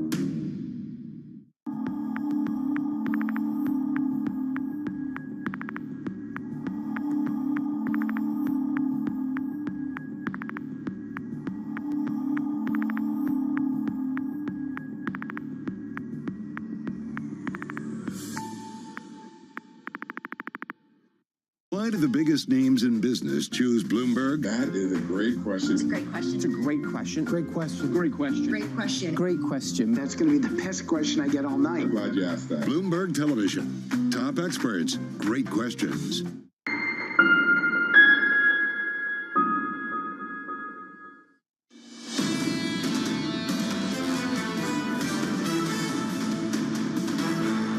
Good morning, everyone. Bloomberg Surveillance from Washington and New York. Lisa Bramwitz and Tom Keene here at the International Monetary Fund. A packed couple of hours for you, including the Managing Director, Kristalina Georgieva, will join us here in the 10 o'clock hour. Right now, on the American economy, the backbone of the American consumer in this time of inflation, are Michael McKee with a retail sales report. Michael? Good morning, Tom. We have some good news and some bad news. Retail sales on a month-over-month basis come in at 0.5 percentage point higher. That's just a tick under what was anticipated. But when you look at the retail sales control group, it's down by 0.1. That factors out autos and gasoline and building supplies. That follows a negative 1.2% drop in February, which has now been revised to negative 0.9. But you have 2 months in a row of retail spending that essentially goes into GDP that is lower than anticipated. And so that is not going to be seen as particularly good news for the economy overall. Gasoline stations is always the issue that we want to look at, given the situation right now. And gasoline up by just 0.2%, it looks like. No, I'm looking at the wrong one. Hold on just a second here. Gasoline stations up by 8.9%, which makes more sense. That is where most of the strength in the headline number is going to come from because, of course, we all paid a lot more for petrol over the past month. A couple of other indicators this morning. Another one on inflation, the import price index up 2.6% on the month. That's significant. And that pushes the year-over-year import price number up to 12.5%. It was 10.9% in the month of February. And initial jobless claims bounced back a little bit to 185,000 from 166,000 the prior month, but that's still in such low territory, it's hard to know what to make of it other than to say the labor market is very healthy. So the question is, with retail sales, are we starting to see a little bit of a pullback in consumer demand? It's kind of marginal, but maybe. We'll have to keep an eye on this for a couple more months. What's interesting here, Lisa Bramwitz, is we can see that Michael McKee has his interview suit on as he speaks to John Williams here. On radio, McKee is dressed to the nines this morning as he will speak with John Williams. Yeah. Retail sales is important, and I don't know what to make of it as a picture of the optimism or gloom any of our listeners or viewers have. And I think that's the right way to put it, because right now in markets, you're not seeing much of a reaction. XY is basically flat. You have yields basically coming in a touch, but bouncing around. You have futures, still into the green and red, not necessarily with much conviction here, although now a little bit more red on the screen. I am wondering, Mike, why is there not greater emphasis on the fact that retail sales are declining, and when you factor in inflation, declining quite quickly? Yeah, I think that people haven't really focused on that yet, and that is the caveat you've got to add to any of these reports these days is we have to deflate these numbers by the inflation rate. Each category has its own inflation rate, but obviously much of this is price-driven. Interesting stat that non-store retailers, and there's your Amazons and your Walmarts, down 6.4% during the month. So the question has been, are we going to stop buying goods and start buying more services? And that may be an early sign of that. Automobiles were down 1.9%. Now, they do this on a dollar basis as opposed to the unit basis that we all quote when we get to the beginning of the month, but it does suggest also some declining demand. In our start interview with Michael McKee coming up with John Williams of the New York Fed. Right now, and this is important, as Gita Gopinath said, the pandemic is still tangible. I believe we're going to go to Christine Lagarde in Frankfurt, the ECB president, right now, being Zoomy this morning. Here is Madame Lagarde. Largely owing to pandemic-related restrictions. Several factors point to slow growth also in the period ahead. The war is already weighing on the confidence of businesses and consumers, including through the uncertainty that it brings. With energy and commodity prices rising sharply, households are facing a higher cost of living, and firms are confronted with higher production costs. The war has created new bottlenecks, while a new set of pandemic measures in Asia is contributing to supply chain difficulties. Some sectors face growing difficulties in sourcing their inputs, which is disrupting production. However, there are also offsetting factors underpinning the ongoing recovery, such as compensatory fiscal measures and the possibility for households to draw on savings that they accumulated during the pandemic. Moreover, the reopening of those sectors most affected by the pandemic and a strong labor market with more people in jobs will continue to support incomes and spending.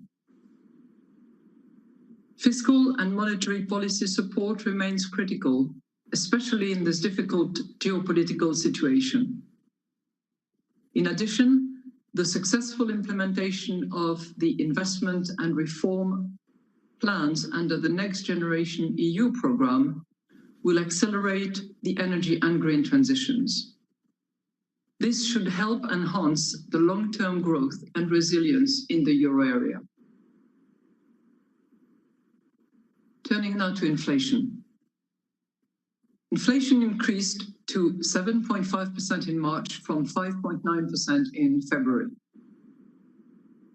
Energy prices were driven higher after the outbreak of the war and now stands 45% above their level 1 year ago. They continue to be the main reason for the high rate of inflation. Market-based indicators suggest that energy prices will stay high in the near term and will then moderate to some extent. Food prices have also increased sharply. This is due to elevated transportation and production costs, notably the higher price of fertilizers, which are in part related to the war in Ukraine. Price rises have become more widespread. Energy costs are pushing up prices across many sectors. Supply bottlenecks and the normalization of demand as the economy reopens also continue to put upward pressures on prices. Measures of underlying inflation have risen to levels above 2% in recent months. It is uncertain how persistent the rise in these indicators will be, given the role of temporary pandemic-related factors and the indirect effects of higher energy prices. The labor market continues to improve, with unemployment having fallen to a historical low of 6.8% in February. Job postings across many sectors still signal robust demand for labor, yet wage growth remains muted overall.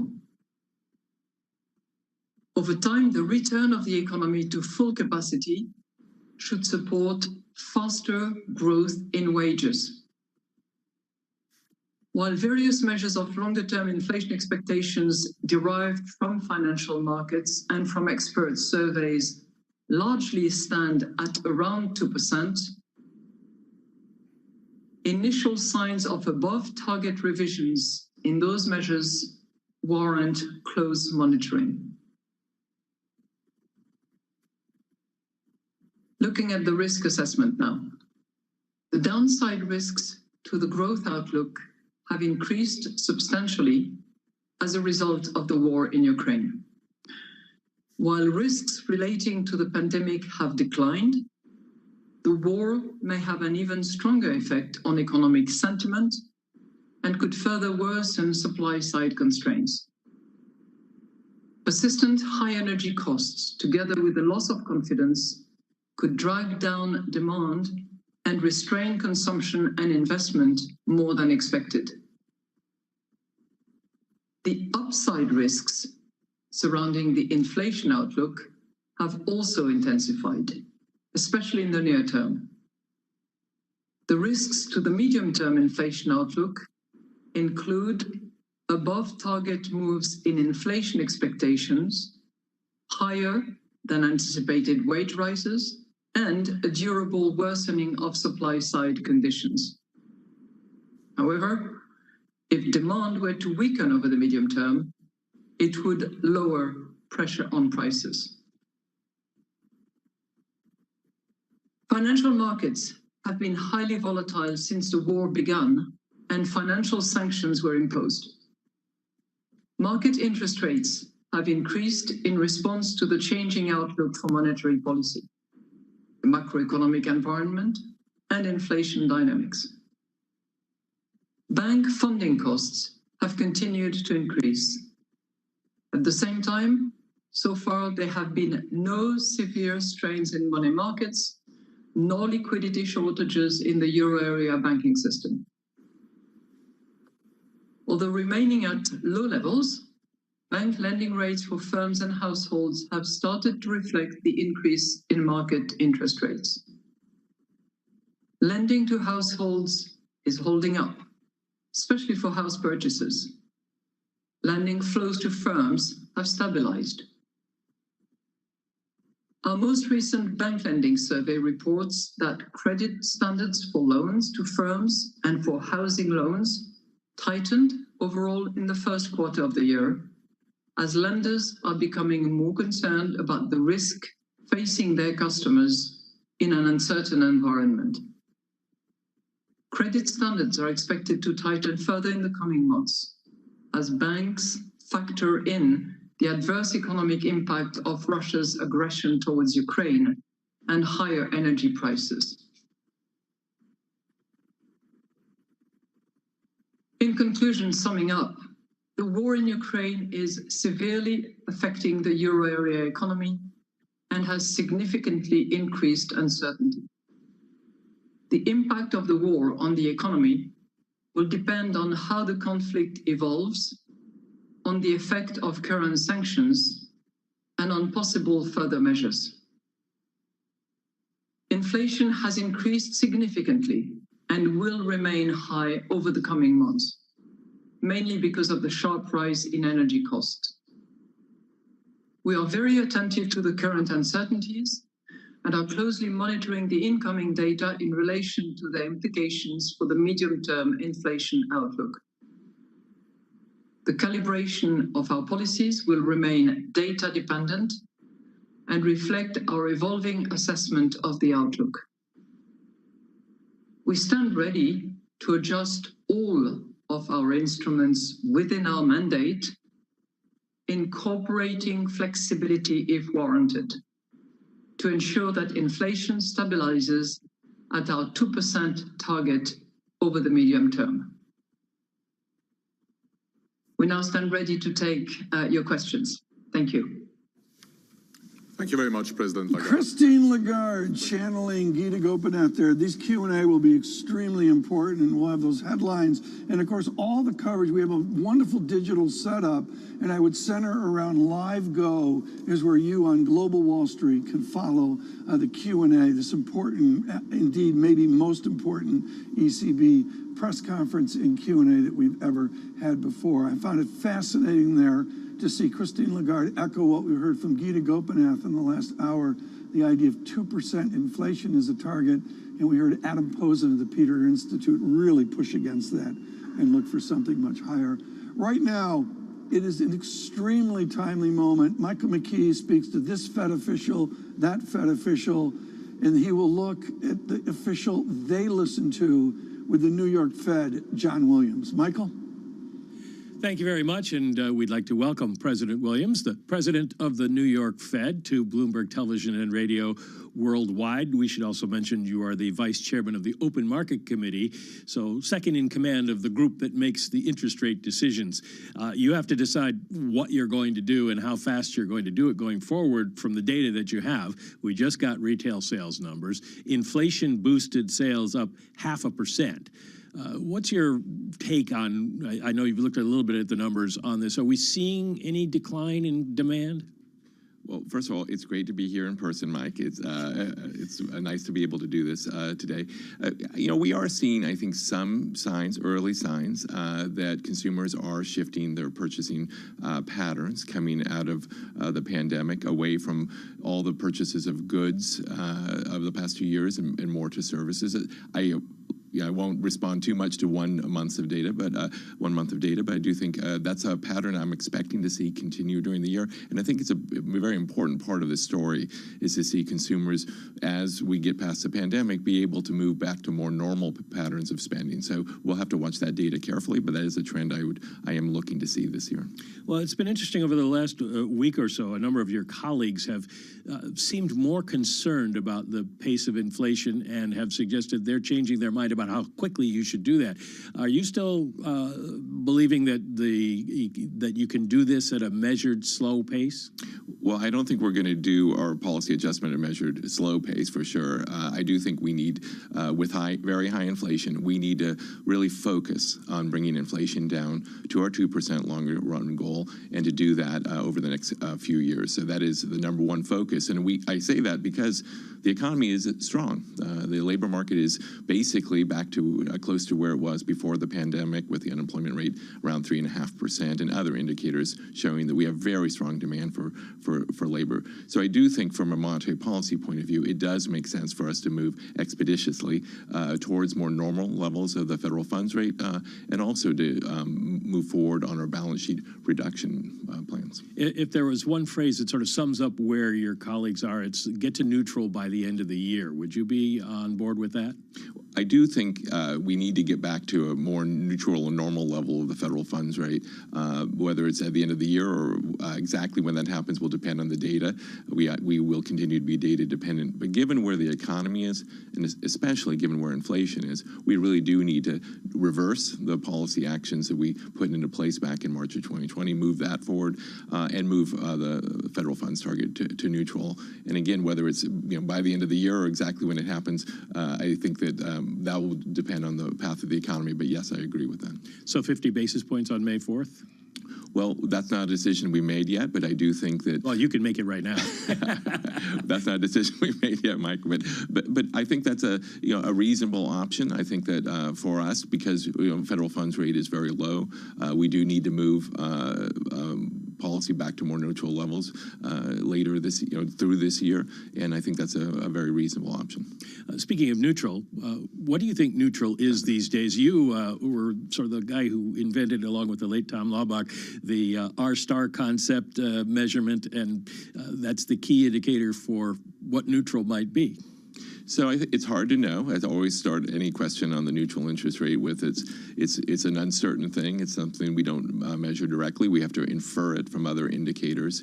Coming into the pandemic, our estimates, most estimates of neutral were quite low, and I think that's consistent with my colleagues, the FOMC's view that a normal nominal federal funds rate is probably around 2.5%. So I think about, well, where is it today? It's the economy is being pushed around, supply and demand dramatically by the pandemic. Obviously, the invasion of Ukraine and other factors are moving the economy around. But then I go back to what are the longer run drivers of a neutral rate? And economists, I think, have studied this pretty carefully. They've identified demographics, productivity growth, global demand for the safe assets like the U.S. dollar. I don't think those have fundamentally changed since before the pandemic. So I guess my baseline assumption is a neutral nominal federal funds rate in the long run is probably still in the very low 2% to 2.5% range. So I don't think that's changed. But again, we have to have an open mind and see how kind of follow the data. How far above that do you think you might have to go to bring inflation down? I think that's a really important question as we get back to neutral, nominal neutral levels. That we have to, I think, to do two things. One is we have to keep focus on real interest rates. So it's not just a nominal interest rate of the federal funds rate, but where's inflation? So I do think that we will need to get real interest rates, meaning nominal interest rates adjusted for inflation or expected inflation, back to more normal levels by next year, and we may need to go a little bit above that depending on where inflation is. I think the economy economy right now has a lot of good momentum. I think the economy can withstand neutral or real interest rates are, at neutral or a bit above. But those decisions will be made, in the future, depending on how the economy evolves. Well, where is inflation these days? The general consensus of analysts coming out of the CPI report this week was inflation has peaked.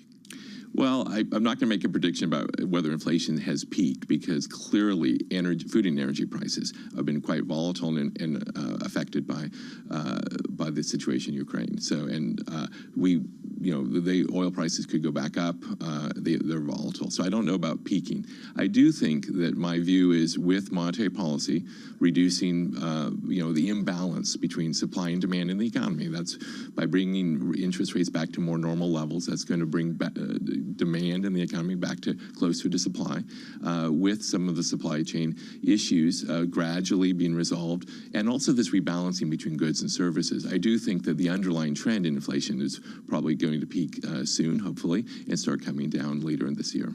The BlackRock analysts, world's largest asset manager, say that you can't raise rates high enough to bring inflation down to 2% in the short run without an unacceptable level of unemployment. How high are you willing to go on unemployment?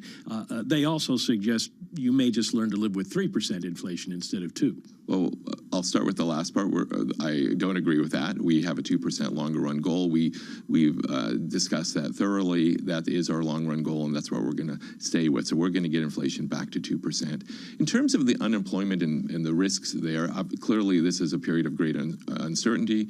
It's a challenging circumstances to conduct monetary policy, bringing inflation down while trying to keep the economy, the labor market strong. I think we have a couple of advantages over previous episodes. So one is, where is the economy the strongest? Where are we seeing the kind of demand, exceeding supply? It's really in the interest-sensitive sectors. It's in durable goods, in autos, in housing. And so, as we brought up expectations of interest rates, as yields have moved up, mortgage rates have come up. That's going to help bring down that excess demand for that sector relative to supply. So I think that our monetary policy tool this time of interest rates is actually that excess demand for that sector relative to supply. So I think that our monetary policy tool this time of interest rates is actually really well suited for the imbalance we have in the economy. So I think that's an important point to remember. The second is, we have a very unique situation with the demand for labor, obviously much stronger than the supply. So the goal here would be to reduce that excess demand. We see it in the record number of job openings, for example. Let's get the number of job openings down to a level that's consistent with maximum employment. So I don't think we have to decrease employment or raise unemployment so much. It's just take the froth, if you will, out of the economy and get it on a more sustainable basis. So you disagree with your predecessor at the New York Fed, Bill Dudley, who said you can't achieve a soft landing? I think we can achieve a soft landing. I think this is a unique set of circumstances, as we talked about, with the pandemic and with the Russian invasion of Ukraine, creates a unique set of circumstances as well. It's not going to be easy. I'm not going to pretend this is a monetary policy in this type of situation. Everything goes exactly according to plan. But I think we are in a good place with monetary policy. We've seen a dramatic, significant movement in yields and financial conditions over the past several months, and that's already positioning, I think, policy well to get supply and demand in kind of back into balance, and to set us up for bringing inflation down over the next couple of years. I have to ask you about the balance sheet. Obviously, you're going to make that decision. Lael Brainerd suggested you announce it in May and it starts in June. Is that your anticipation? Well, again, not a decision we made, but that is what I would expect. I think we should get the balance sheet reduction process underway. We've set out the principles around that. Those are, I think, really important, and we worked hard on coming up with a good plan for that. So yes, if we do make the decision in the May meeting, technically that process of reduction would start at the beginning of June, but it would obviously continue for quite some time as we get the balance sheet down to. Two quick follows on that. One, what is your estimate of the impact on rates from reducing the balance sheet? And two, what would trigger sales of mortgage-backed securities? You said you might do that. Yeah, so this question about how do you convert balance sheet reduction into how big of a change in the federal funds target is that equal to? I think it's really hard. I think the way I think to calculate that kind of number, given all the uncertainty, and given that the balance sheet policies affect the economy in different ways than normal, say, moving the federal funds target. The way I think about it is that as we reduce the balance sheet, as we've announced doing that, you're seeing basically upward pressure on longer-term interest rates and the term premium, and we're seeing that in the data. If you look at five-year forward rates in the Treasury yield curve, look at 10-year rates, clearly we've seen over the past several months movements up in those rates, which I think reflect the market's expectation that we're going to conduct the balance sheet reduction. So I see that as primarily the channel by which it affects things. It raises mortgage rates, it affects longer-term yields, which affects borrowing costs. So we're seeing that happen. I think a lot of it has happened because it's through the expectation of our future action. That's in parallel, obviously, with our short rate, the path of federal funds rate, which is also removing monetary accommodation. So important point here, I think, is both of these are happening at the same time. Financial conditions are being adjusted pretty significantly with both of these tools. In terms of MBS sales, right now, the first part of the plan is really doesn't incorporate sales. It's really about letting the balance sheet fall kind of organically or be reduced through an organic process. And I think that's where we need to be focused. So to me, the first stage is really getting the size of the balance sheet down. There is this longer term issue. We got to also want to get the composition of the balance sheet to be primarily treasuries. So I see further down the road, once we've got the balance sheet reduction well underway, is a time where we can contemplate, well, do we want to add to the mix some sales to really get the long run composition right? But that's not a decision for now. John Williams, president of the New York Federal Reserve, thank you very much for coming in this morning. Very much for coming in, especially this morning. And now we'll send it back to you. Michael McKee, thank you so much. On radio and television, Bloomberg surveillance after John Williams and Michael McKee. Much going on this morning. I do want to pivot in a quieter market instead of a data check to simply Euro with the 108 handle has been very quiescent this morning. Coming up later, the managing director of the IMF, Kristalina Georgieva, will join us. Among the events in economics today, there is none greater than in Frankfurt at the European Central Bank, where Christine Lagarde is in questions and answers. Let's join Christine Lagarde. Oh, you had a second question. Yes, sorry. You had a question on wages and the possible second round effect. I think I've told you at the last press conference we had that we were particularly attentive to wages. And we continue being so because that's a critically important component to assess inflation outlook in the medium term and to help us determine our monetary policy stance and the need to move at a certain pace. We also look at inflation expectations very carefully. But on the wages, we're looking at it very carefully, and what we are seeing is a relatively muted wage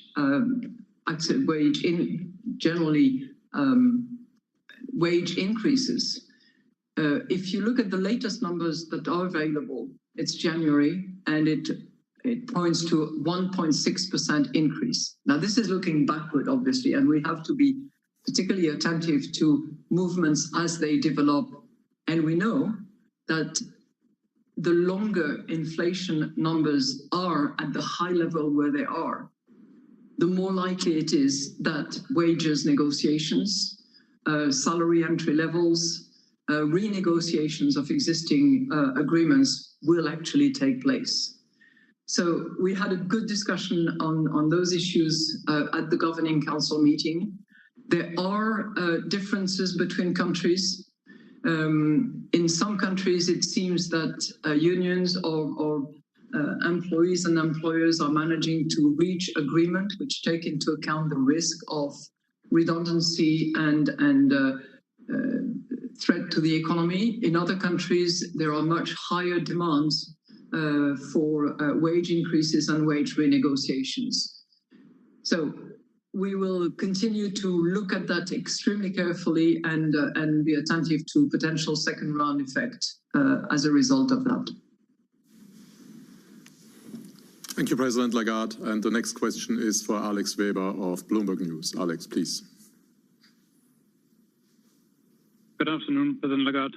Thanks for taking my questions and also best wishes from our side. Firstly, I wanted to ask, how confident are you about the ECB's forecasting models and how accurately they can capture the current situation created by the war? And then on the new crisis tool that you just talked about and that the ECB is studying, how exactly would it complement the flexibility of PEP reinvestments and other measures like OMT that already exist? Thank you.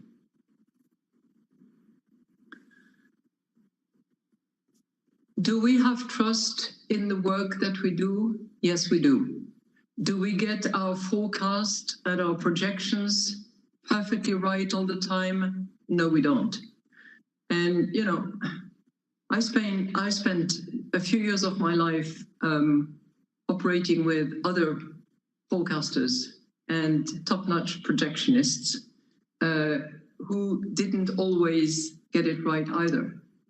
But do we trust that we monitor all the data that we need to monitor, that we apply all the economic wisdom that we can, that we use as many possible models as are available, that we try to improve on the economic results that we produce? Yes, we do. Did we make a mistake? Did we get it wrong in the past? Will we get it wrong in the future? Very likely. And this is particularly the case. So we have to be a little bit humble in that respect. We have to be cognizant of the fact that when there is a war, when there are major developments that are not predicted, that are not part of past patterns, it's incredibly difficult to actually integrate that into the models that help us offer projections to our European colleagues. And the same is true for national central banks, by the way, and the same is true for many, many projectionists and for many forecasters. So we have that humility, and we recognize that we have to not only look at forecasts and models, but also look outside the window and try to figure out what is happening and what is the likely impact. Looking at past history is not in and of itself sufficient. And as I said, you know, who knows what impact and development the war is going to have on our economies. On this issue of flexibility and the fragmentation issue and the need to make sure that monetary policy is transmitted in an unimpaired fashion, you know, we constantly try to improve on the toolbox. We constantly look at, you know, what works, what will help us provide the flexible, efficient, and proportionate response to the situation. And this is what is going to continue to happen in the future. So I'm happy to repeat again the value that we give to flexibility and the need to embed flexibility in order to make sure that we transmit monetary policy throughout the euro area. But this is what our work is cut out for. Thank you. Thank you, President. And the next question for Jean-Philippe Lacour of Agence France-Presse, AFP. Jean-Philippe, please.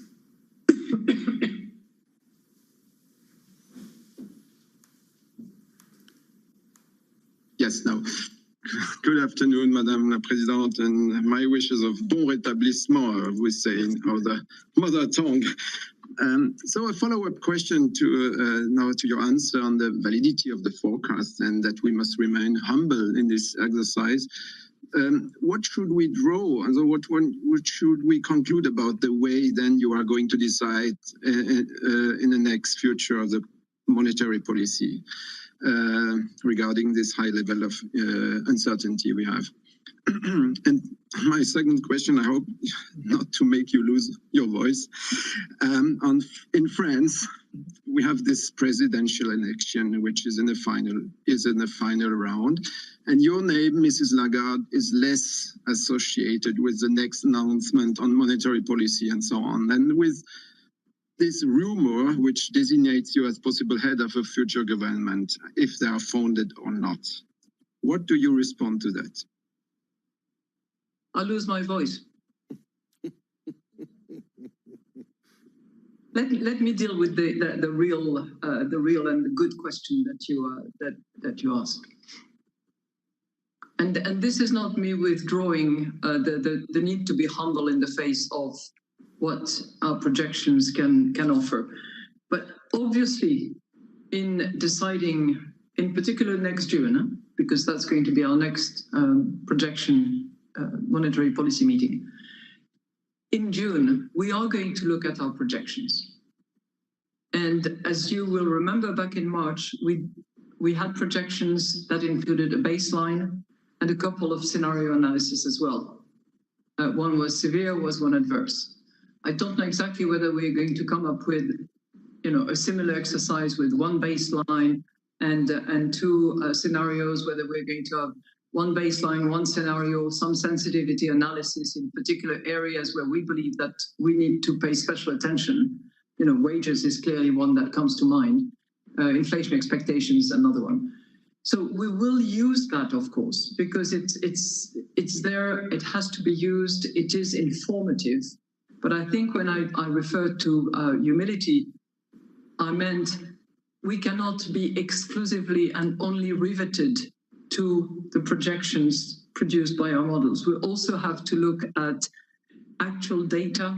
We have to look at historical developments of similar situations and have an element of judgment in our assessment of the situation.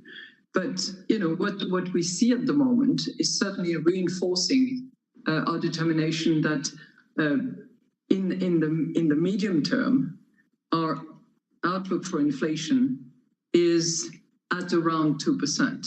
And if there is one other section that I would like to refer you to in the monetary policy statement, it's one that is just before the risk assessment, which deals with inflation, where we say, while various measures of longer-term inflation expectations derived from financial markets and from expert surveys largely stand at around 2%, initial signs of above-target revisions in those measures warrant close monitoring. So we will be looking, of course, at our projection. We will be looking at actual data. We will be looking at historical experience, but we will also be looking very carefully at market and expert surveys, in particular in relation to inflation expectations. Because the last thing that we want is to see inflation expectations at the risk of de-anchoring. Thank you, Madame Lagarde. And now a question for Martin Arnold of the Financial Times. Martin, please. Hello, and bonne récupération, Madame Lagarde, from me. I hope you get well soon. I have two questions. This new instrument, which you allude to in the introductory statement, could that be described as a spread control measure?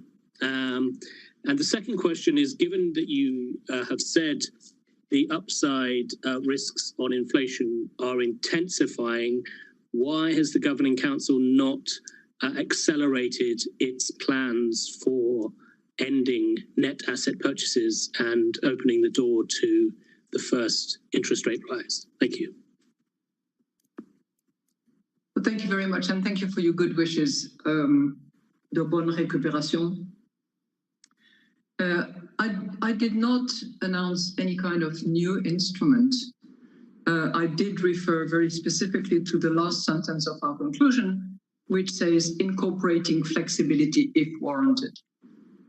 So flexibility is a principle that we believe has served us well, that we need to continue to integrate in our monetary policy determination if warranted, if required, and as I said, if necessary, we can move very promptly. But I did not say that we were building a new instrument. We can certainly do that, and we can do it in short order, and are capable of being operational, as we have demonstrated between the 12th and the 18th of March 2020, for instance.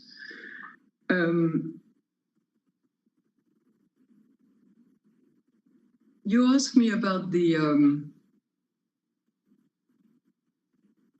let's see. You asked me about the yeah. You said, given essentially what you said is, given the numbers that we're facing, given the situation, why did you not accelerate more? Right? So, you know, it gives me a chance to remind all of us that we are in a process, and that process started back in December. December, we announced that we were putting an end to PEP, that we were reinvesting, that we had a policy of reinvestment of PEP that would extend to 24, that we would apply flexibility.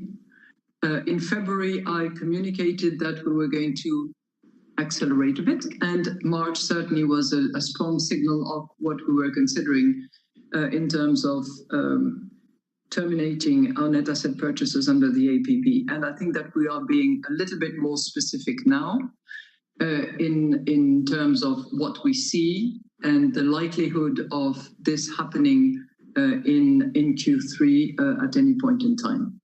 So we are normalizing. We have a sequence that we've identified. We have numbers that have been flagged for purchases in those next few months, and we have now an ending point, which is a quarter at possibly a point in time during the quarter when we put an end to net asset purchases. As to your question on spread, clearly we need to make sure that our monetary policy stance is transmitted throughout the entire euro area. And this was the tool that we built with PEP back in March 2020. The sort of first part of the birth certificate of PEP was anti-fragmentation. Second part was monetary policy stance. And we were delivering that product in short order. It has proven very efficient.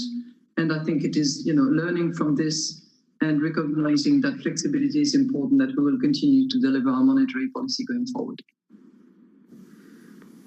Thank you, President. And now a question for Michael Rasch of Neue Zürcher Zeitung, NZZ. Michael, please. Thank you. Good afternoon, Madame la Présidente. Also good recovery and good wishes from our side. Two questions, if I may. In Lithuania and Estonia, inflation is around 15% and has been in double digits since December. At this level, purchasing power halves in less than 6 years. What do you say to the people in these countries? And secondly, as we all know, inflation in the Eurozone as a whole is 7.5%. But the ECB interest rate level is light years below a neutral. So a growing number of observers now considers a restrictive policy to be appropriate. Is the ECB too late or much too late? Thank you. Thank you for your good wishes and thank you for your question. We are on a journey. And clearly, as I said, we started the monetary policy normalization journey back in December, reconfirmed in February, clearly indicated in March, and we are restating this determination on the occasion of this monetary policy meeting. We have, as I said, added a few particular attributes to the decision that will be made in June when we have the next projection round, which is when we can take stock and actually assess exactly the timing of the conclusion of our net asset purchases, which will then trigger sometime after the end of the net asset purchases, interest rate hikes. So the journey has begun. it is moving along as predicted. We want to have both flexibility and move gradually and keep all the options open. We have to be mindful of the fact that not only do we see very high inflation rates, clearly, in some countries much higher than in others, but on average 7.5 is a very high number. But we're also seeing a medium-term outlook for inflation gradually moving back to closer to our target, to 2%, and possibly from above rather than from under. But these will be better advanced and better documented at our June next monetary policy meeting. But we are on that journey. Thank you, Madame Lagarde. And the next question for Tom Fairless of the Wall Street Journal. Tom, please.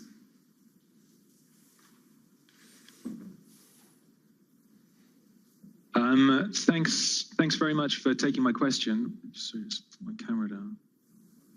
I can see you. The top of my head, at least. So yeah, I had a question about quantitative tightening, and the Federal Reserve in the U.S. is starting to talk about reducing its bond holdings, not just stopping bond purchases, but actually reducing the balance sheet. Probably they could start next month. Is this something that the ECB is thinking about, or is the EU thinking about? And my second question was on this normalization process, just following up from the previous question. So normalization suggests that you have an idea of what normal is in terms of the neutral policy rate. What do you think that is? And is normalization enough, or do you think you have to go above it? Thank you.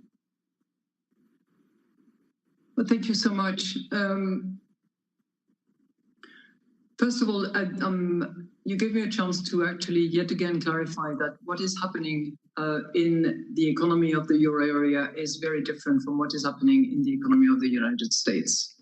Whether you look at employment, whether you look at wages, whether you look at actually the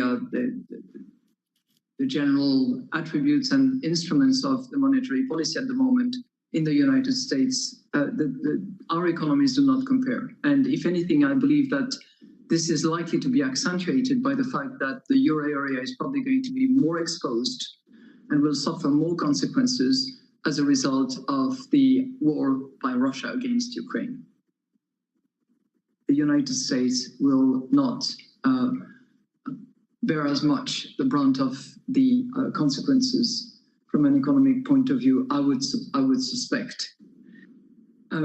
So we cannot just, comparing our respective money. Hello, traders again. It's time to place new order to buy Bitcoin. The price I'm looking to buy, 41,064. Okay, 41,064. Here is the price I'm looking to buy. I'm paying dollars, so I'm buying contract. I'm not buying actual Bitcoin. I am placing an order to buy contract for Bitcoin. The price, you can see every percent will give me £1,000 in profit. Okay, guys, I'll speak to you later. Today, we looked at the short term, what limited updated numbers we have, and what qualification of our stance there should be as a result in terms of signaling what we will do next during the third quarter of 2022.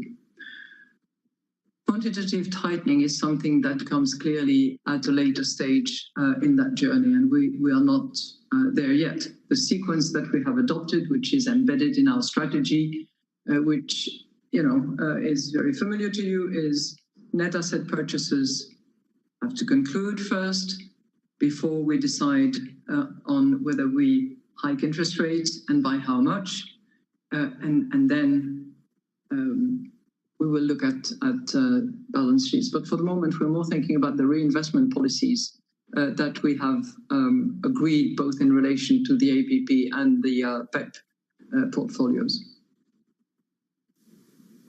Thank you, Madame Lagarde. And the next question is for Francesco Ninfole of Milano Finanza. Francesco, please.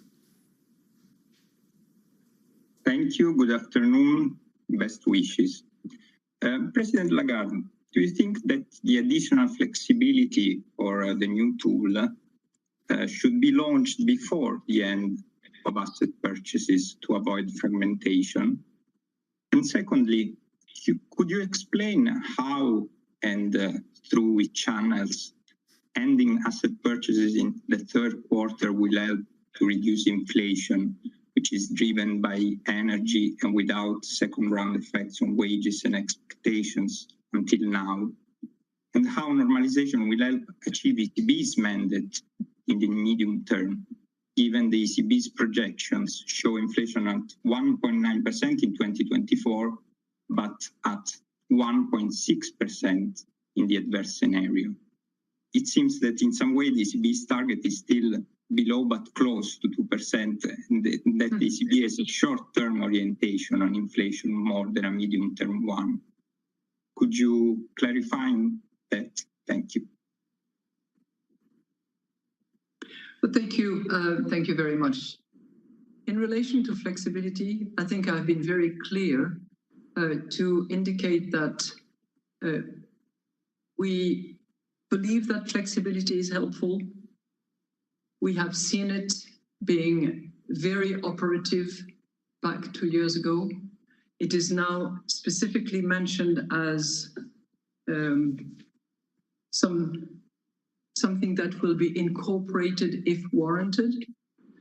So it's totally premature at this point in time to indicate when any such flexibility will be deployed.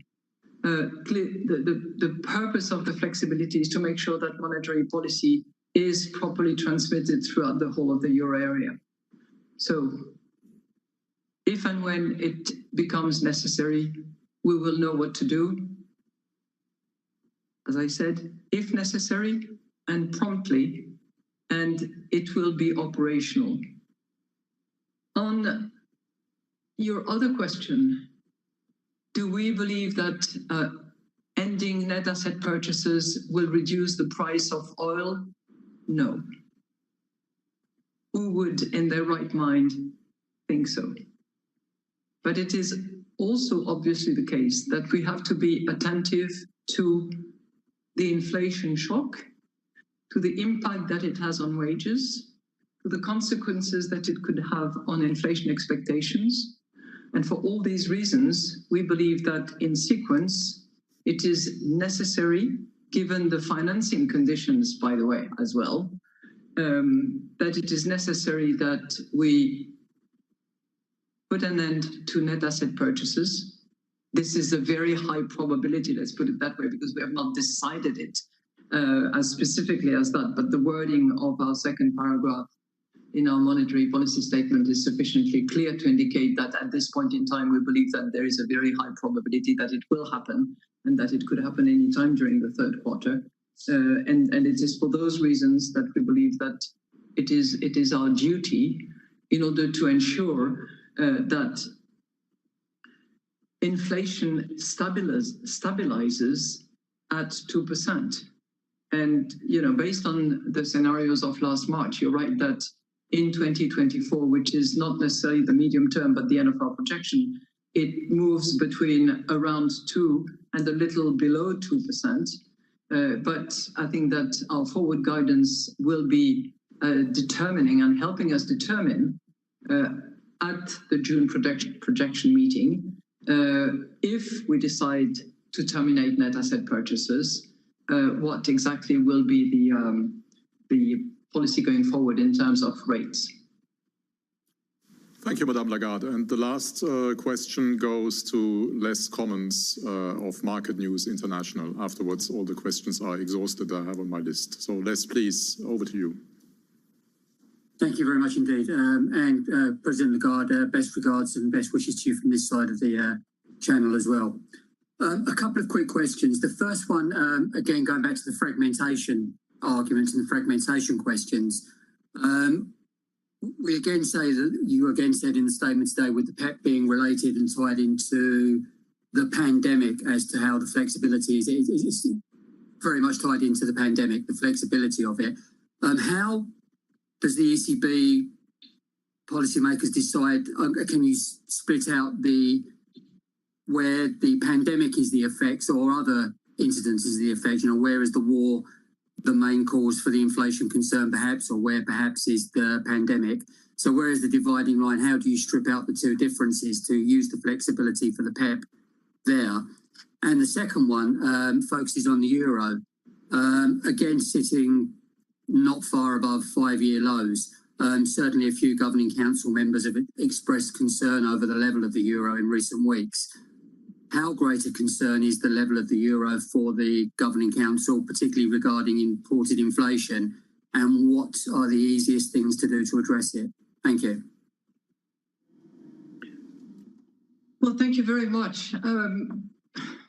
And thank you for your good wishes. To the risk of repeating myself, the specific role of flexibility will depend on the concrete circumstances that we face. We decided in December that in the event of renewed market fragmentation related to the pandemic, reinvestment under PEP can be adjusted flexibly over time, over asset classes, over jurisdictions. And I think those same principles would apply to the flexibility that we would want to develop and deploy as applied to other sets of circumstances. We can design and we can deploy new instruments to secure monetary policy transmission as we move along the path of policy normalization. We have shown that on many occasions in the past. Staff is extremely good at not only thinking on their feet, but also providing proposals in short order, and I know that they will be able to do so. This is what flexibility will be about. It's in situations that demonstrate unwarranted and exogenous causes that impair monetary policy transmission, that will lead us to use those flexibility aspects of instruments or program that staff will be working on. On your second issue concerning FX and exchange rate, this is not a matter that we have discussed, but as you know, we are always attentive, not on the occasion of this governing council. But this is obviously a matter that we are attentive to because it does have an impact on inflation. And inflation is obviously the key of all our concerns, given its magnitude and its potential impact on second round effects and inflation expectations, and in view of our mandate, which is to maintain price stability and to deliver inflation at target. Thank you, Madame Lagarde. This concludes today's press conference. Thank you very much for your interest. The next scheduled press conference is on the 9th of June. We've been listening to Christine Lagarde giving a press conference after the ECB's rate decision. Markets have been taking it largely as not as hawkish as some would expect, or just more dovish than people would expect. And you are seeing yields come in and the euro really falling quite a bit. I am, though, struck by the idea here of the weakening in the economy. This is Bloomberg Markets, The Open. I'm Lisa Abramowitz in for Jonathan Farrow. It is a very special day. I am here with Tom Keene at the IMF headquarters here ahead of their spring meetings. And I have to say, Tom, an incredibly busy morning with a trifecta of themes. We've got the earnings, we've got the Twitter takeover, and then we have a world beset by a series of crises. They all go together in a stew of uncertainty. Yeah, to capture the moment here, and it really is distilled on an international basis down to this building, which is financial crisis, food crisis, and the rest, wrapped around a news flow today. I mean, forget about the suspect being apprehended in Brooklyn that was a focus of New York. Banks today. We have Lagarde just speaking and demonstrably moving the euro. We need to make clear, folks, we have euro down testing 107, not there yet. And I think of Jordan Rochester saying 105 is a critical point for euro. But all of this wraps around, and you mentioned this earlier, it started in Peru. Yeah, the idea of how much social unrest, political upheaval is stemming from some of the world food shortages and the higher prices that we've been seeing. We do want to start, though, since this is the opening bell and we are seeing stocks fall a bit as we open here. We do want to start with what we're seeing out of the banks, particularly Citigroup and Morgan Stanley and Wells Fargo. Yeah, although Taylor Riggs is covering all the stocks moving ahead of the opening bell, in particular the banks, and I really do think there's a theme emerging. Those having to do with the U.S. economy and the consumer seem to be having a harder time. Those being traditional investment bank trading houses doing a better time. Bloomberg's Taylor Riggs here. Taylor. Yeah, Lisa, you are spot on. Let's take a look at those and some of the early movers, of course, this morning. I think you really highlighted it well. Overall, sort of a beat on the top and the bottom line coming in better than expected. Wells Fargo, of course, might be the relative underperformer as you're thinking about perhaps maybe where some of the other banks are, some of the other financials, where those are. Overall, though, as you mentioned, a lot of the CEOs coming out in those comments and really, I think, highlighting that fine line of a lot of volatility to help improve some of that trading activity, but not too much volatility where you start to see clients really pull back. Of course, some of that macro headlines you guys have been discussing all morning with the war in Russia and Ukraine really front and center as you think about the financials and, of course, yields rising again this morning. Lisa, there is a big story that Tom did not mention, and that's where I will tackle it next. It is Twitter. Take a look at the shares as we take a look at the opening bell here. We knew, of course, Elon Musk coming in and trying to have that 9.1% stake, saying that he was going to join the board, then saying, of course, he is not going to join the board because the news this morning is he has announced sort of an all-cash offer of $54.20 a share, all cash for a take private of Twitter. We are getting further headlines here, Lisa, that Twitter is going to be meeting to discuss that proposal from Elon Musk, and that board's set to meet, according to another network, within the next 30 minutes. It is the big news of the day. You have shares of Twitter. They're up just about 5% or so.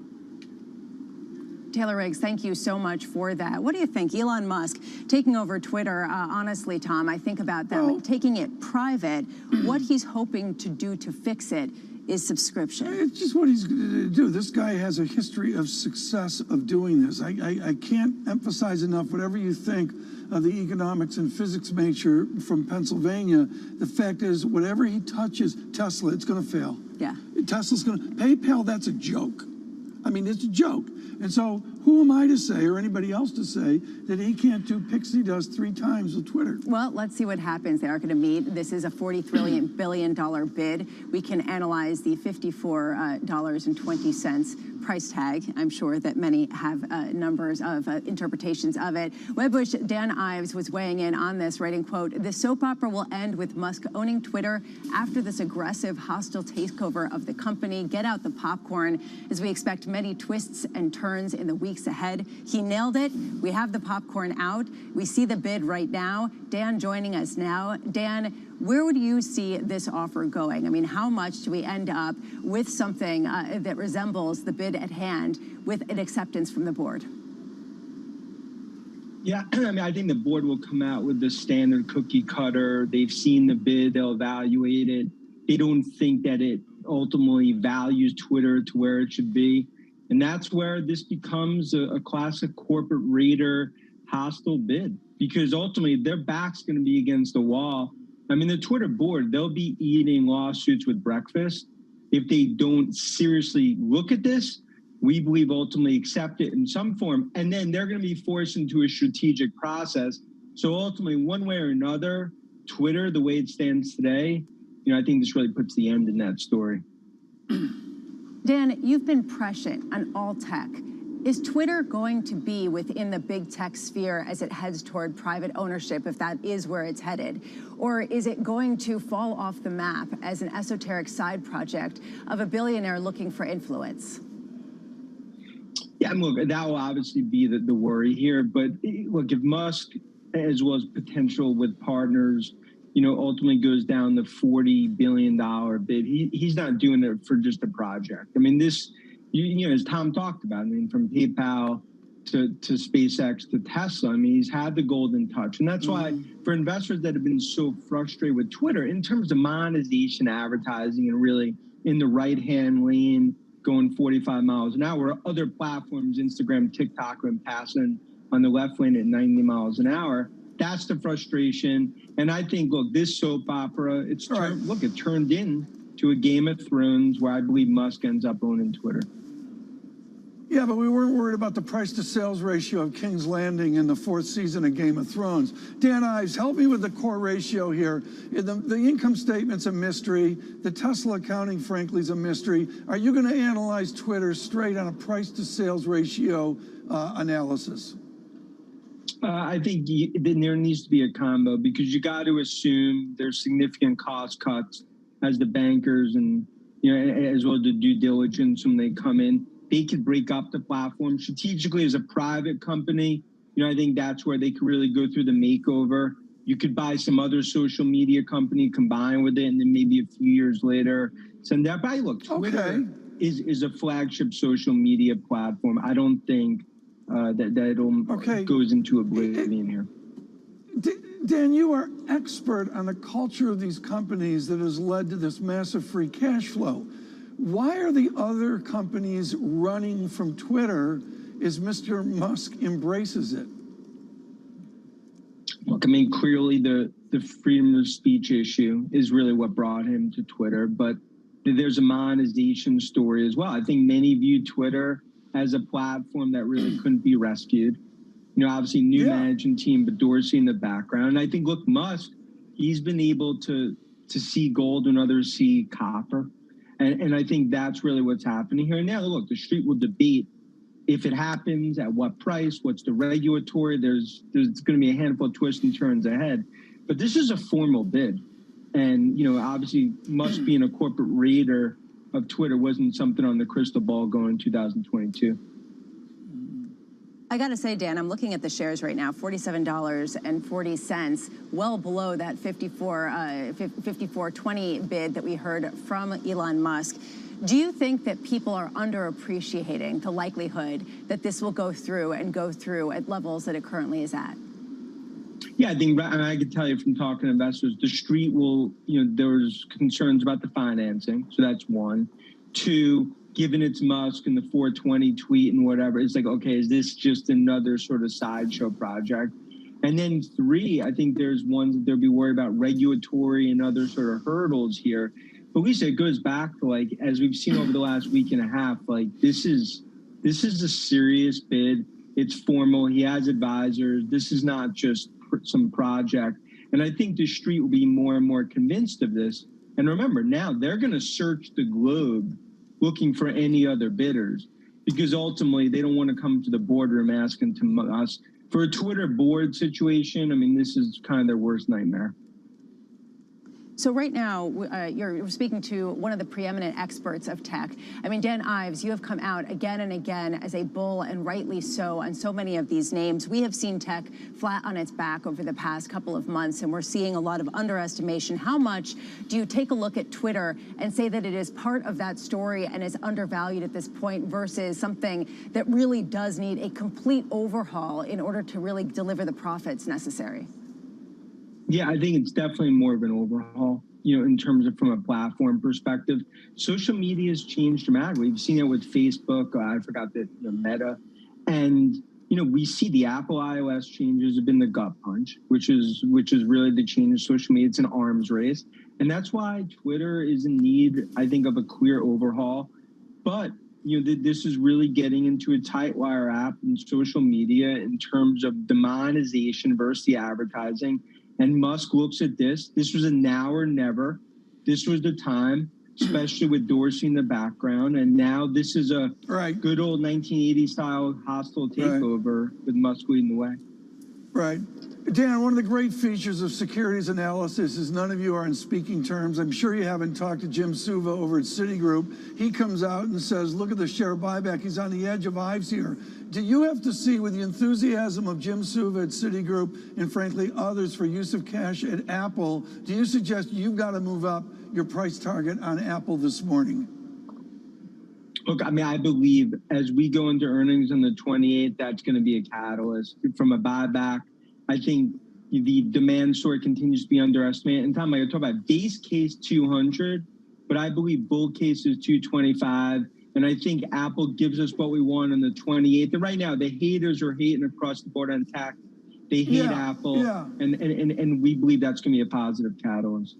Which product category are they hating the most? It's the iPhone that the story's done. It's in the rearview mirror. It's over. And Thomas, me and you've talked about it. I mean, they said the same thing in 16, 18, and 20. And that's why it's one where I believe this is, again, over a $3 trillion market cap. And as they navigate, it's going to be the strongest product cycle in a decade in Cupertino, along with services, which we believe is worth $1.5 trillion. Dan, do you expect that the companies within the tech worlds that cater to social media are going to have a difficult and rockier path going forward, even as the behemoths sort of reassert leadership in your eyes anyway in the stock market? Do you think that that divergence between those that provide products, those that have cloud, and those that are social media will continue to widen? Oh, it's a great point. I think there's a haves and have-nots, a fork in the road for tech. Enterprise, cloud focus, product focus, especially on 5G and what I've used as sort of digital transformation. Those are names that continue to go higher. I think fourth industrial revolution. The others, especially ones that were work from home beneficiaries, they're right now going to be battling in the sandbox. And that's essentially what's happening. Okay, guys, as you can see, position opened on Bitcoin. Well done, all of you guys who decided to trade with me, stay with me. We'll close this trade in profit together. Okay? I'll speak to you later. And I'm sorry, I'm triple leveraged all cash, and I'm staying there. Yeah, you're going to stay there? You but the iPhone's going to fail. the iPhone's going to fail. This is a running joke I've got with Dan Ives, folks, off the great Lawrence Haverty as well. I was with Larry Haverty with Matt Miller on the shores of Fifth Avenue, and it was one of those times where the iPhone 3 or 4, whatever, was going to die as well. Yeah, I love it. Was watching the lines around the block in an Apple store to go buy a $1,000 product that looks like you're going to a supermarket. This has been truly an extraordinary day, including John from Capri emailing in from lunchtime there with an umbrella in his drink. But what is the one observation you have so far on today as we await Stent and Jurgen and then on to Gorgieva? The one observation was crystallized by the ECB press conference, where they were focused on higher inflationary pressures from the war in Ukraine, from the post-pandemic realities, mixed with a worsening economic outlook. It is very simple. Higher inflation, slower growth. What do you do when you have relied on monetary policy trying to combat inflation that seemed to never get high enough at a time when suddenly it's absolutely the opposite? You're seeing that with retail sales. You're seeing that also with earnings. My single observation here is one single moment with Gita Gopinath, the chief economist of the IMF, now deputy managing director. And Lisa, when she talked about WTO and their analysis for next week's Blue Book, where they're banding positive global economic growth, I have never framed in my mind negative global economic growth. Yeah, and I think that people don't really want to, and yet you have to prepare for that. That seems to be the theme. And coming up really is a conversation that you really cannot miss from the IMF headquarters ahead of the spring meeting. We have Angela Stent of Brookings and S&P Global Vice Chair Daniel Jurgen, giants in the field. They're on speaking terms. It's amazing. They are, in fact, married, I believe. That conversation is still ahead as we walk on markets. We are seeing right now also the euro extending the drop to the lowest since May of 2020. This is Bloomberg.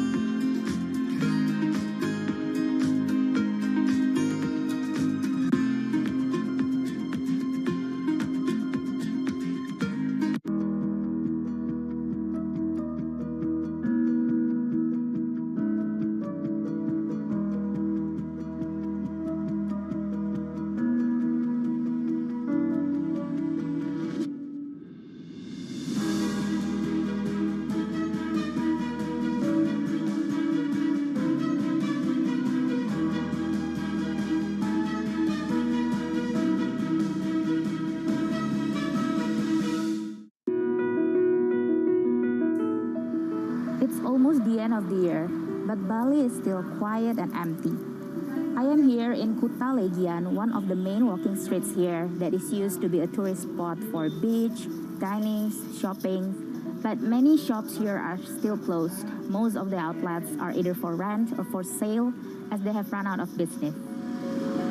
Saya kerjanya di sini udah lama, udah ada 10 tahunan di sini kerja. Masih sepi sih, nggak kayak dulu. Kalau dulu kan rame, sekarang ya ada 1-2 itu ada, tapi nggak kayak dulu. Kalau dulu rame sekali. Sekarang paling dapat jualan ya 100, 120 gitu. 200 ya.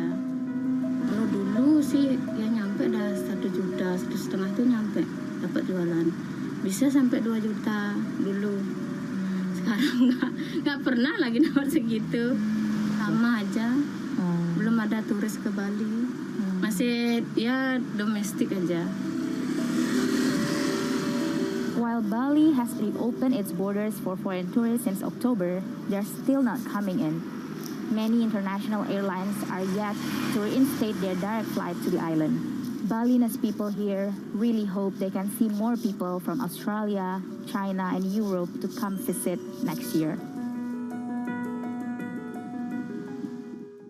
Bloomberg has enhanced search on the terminal to deliver what you need when you need it. Now, you can simply type phrases in everyday English in the command line. Compare financials, find people, analyze markets. You can enter phrases or ask questions. What do you want to know today? Ask a question or visit SearchGo to find answers now.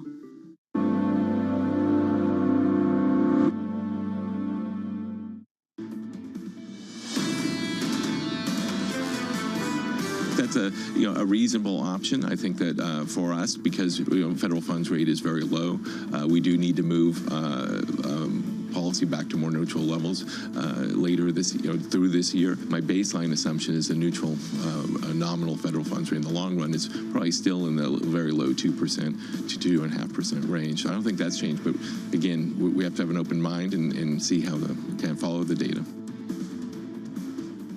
That was New York Fed President John Williams speaking with our own Michael McKee on a singular moment for monetary policy. He is fired up. Everyone's fired up. How do you cater to uncertainty at a time when really there's inflation that we have not seen since 1981? When we're done with the show and you and I are up for lunch at Ben's Chili Bowl, can you explain our start to me? Anytime. It's got like 4 plugins in it. I still don't, to this day, I don't understand. Well, right now we are looking at markets that are down, in particular in the tech space. And I got to say, interesting to see that Twitter shares are up only less than 2% even after that. Well, let's review that. That's serious. Yes. They popped to 54 earlier this morning. Not quite 54, but now they're $46.69. People are not necessarily buying that it's going to go through. I have to say, let's not delay, because right now our next guests are the preeminent thinkers in both Russia and energy, in the energy space, and this is important. We've been doing this for years, and I think of one moment at Davos, Ken Rogoff and Joe Stiglitz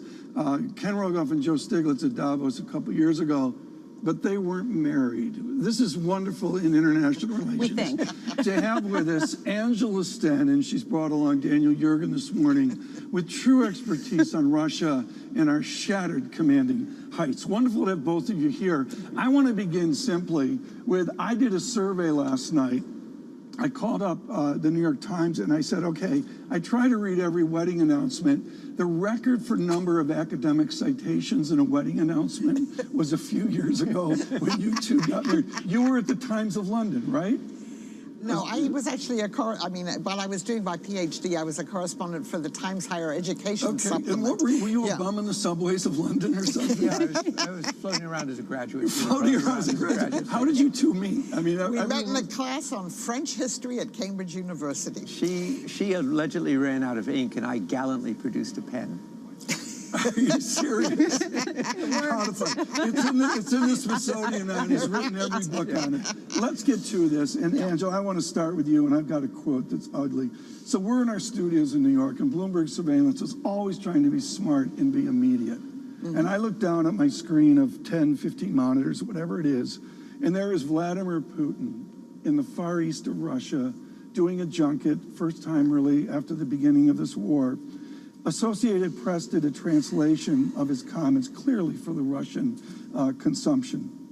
Putin, 2 days ago, the only question was one of timing. The thing we do, on the one hand, we help people, saving them from Nazism.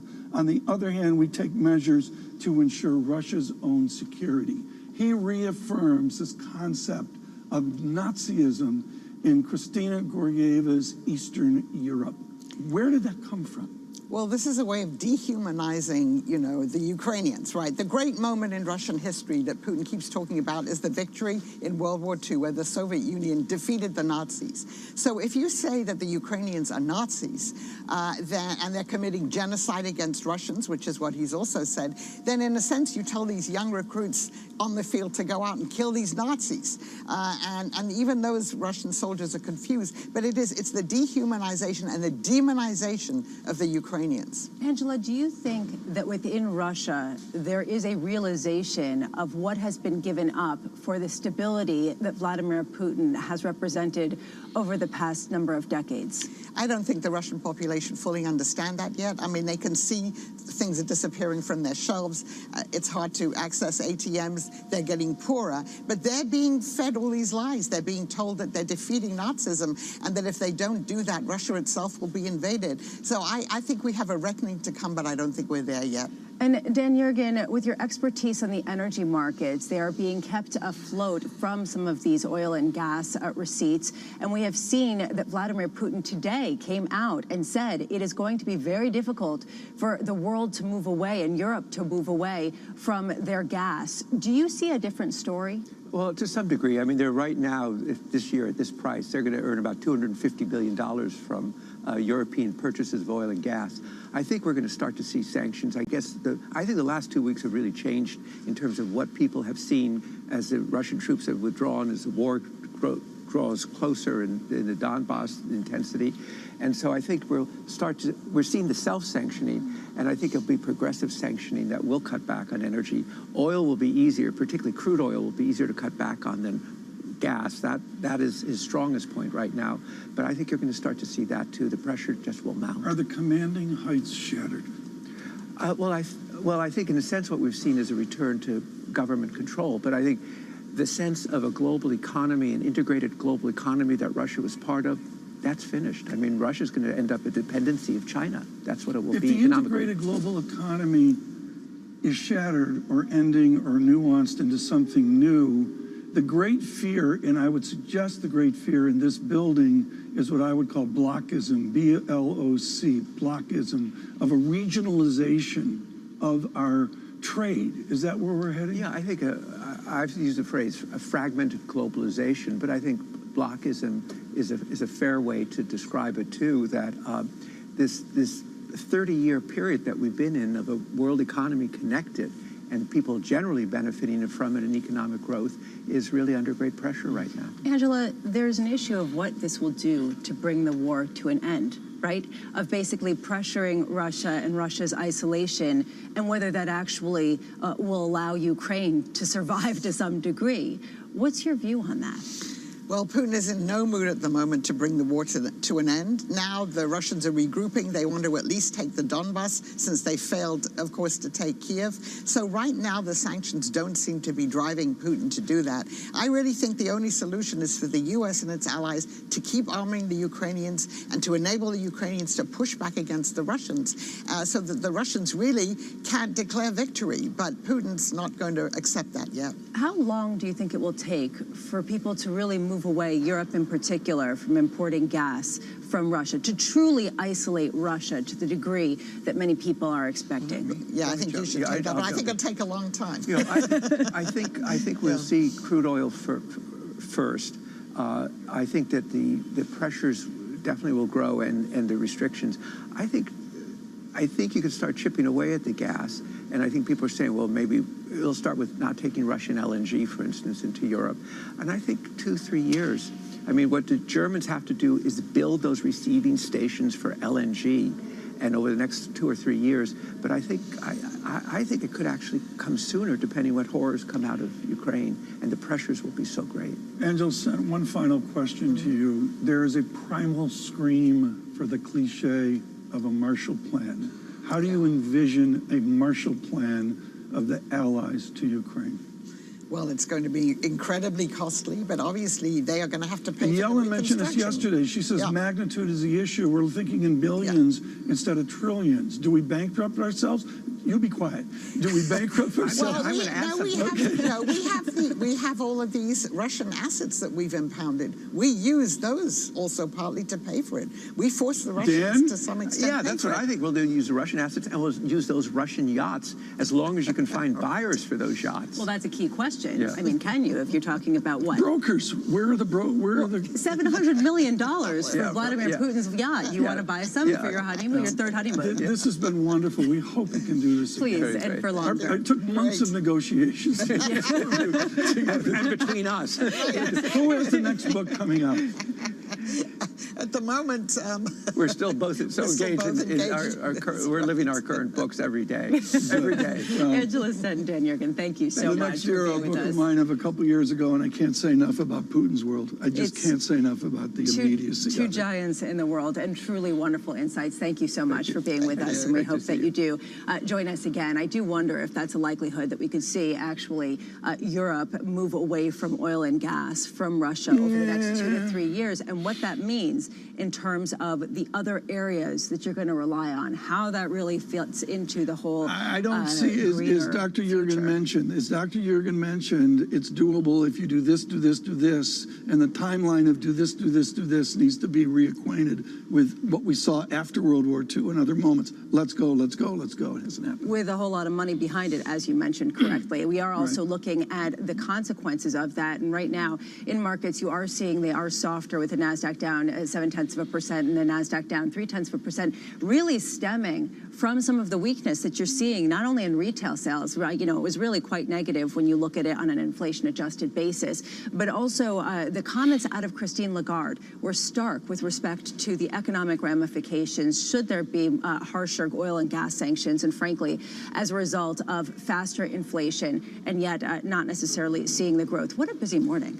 It's incredibly busy morning. What's most amazing about this is Kristalina Georgieva at Dan Jurgen's The New Map cover to cover. So she's going to join us for a book review of that. Coming up, the managing director of the International Monetary Fund, a spirited discussion from the gentle lady, truly from Eastern Europe. Yeah, this was Bloomberg Surveillance special edition, and I got to say, more special even still to come. This is Bloomberg.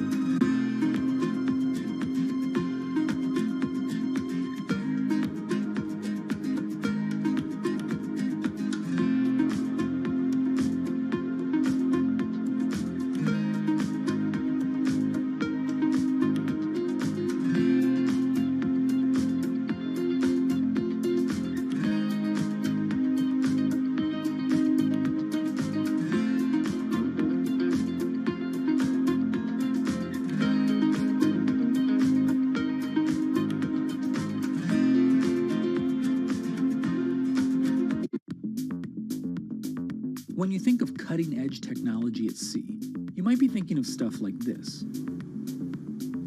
But there's an incoming revolution on the high seas that isn't quite as sexy, but could be significantly more impactful. Container shipping is the key component of global trade.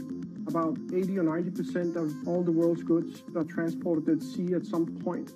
But there's a significant unseen cost to the modern era of global commerce. About 3% of all the world's CO2 emissions come from shipping. 3% may not sound like a lot, but that's roughly comparable to the entire CO2 output of Germany. Since reducing trade isn't a likely option, what about a technological improvement to help reduce the emissions from these well-stocked maritime behemoths.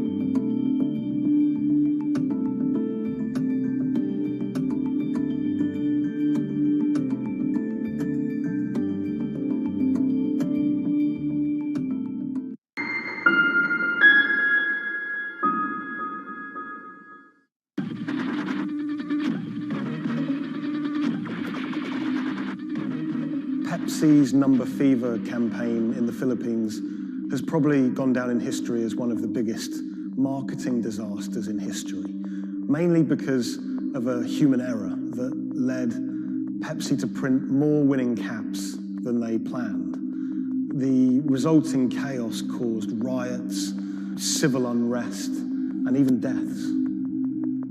Reporting this story took over a year, and it resulted in me flying to Manila in the Philippines to meet unlucky winners and to find out exactly what happened back then in the 1990s.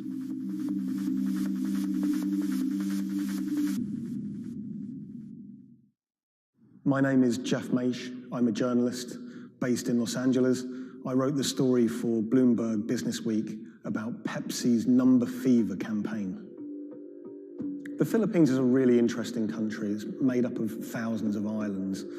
And it's also a country that's very heavily influenced by America. American culture is everywhere you look in the Philippines. They're obsessed with Frank Sinatra music, for example. They love all things America, and that extends to their love for soft drinks, Pepsi Cola, Coca-Cola. In the 1990s, it was everywhere. Pepsi and Coca-Cola were embroiled in what is now known as the Cola Wars. It was a fierce battle for market dominance. Number Fever was already a really popular promotion. It had been rolled out in America to great success. And so Pepsi decided to roll it out internationally, particularly in Asia. They thought it was the answer to their problems. They thought it could finally help them beat their biggest competitor.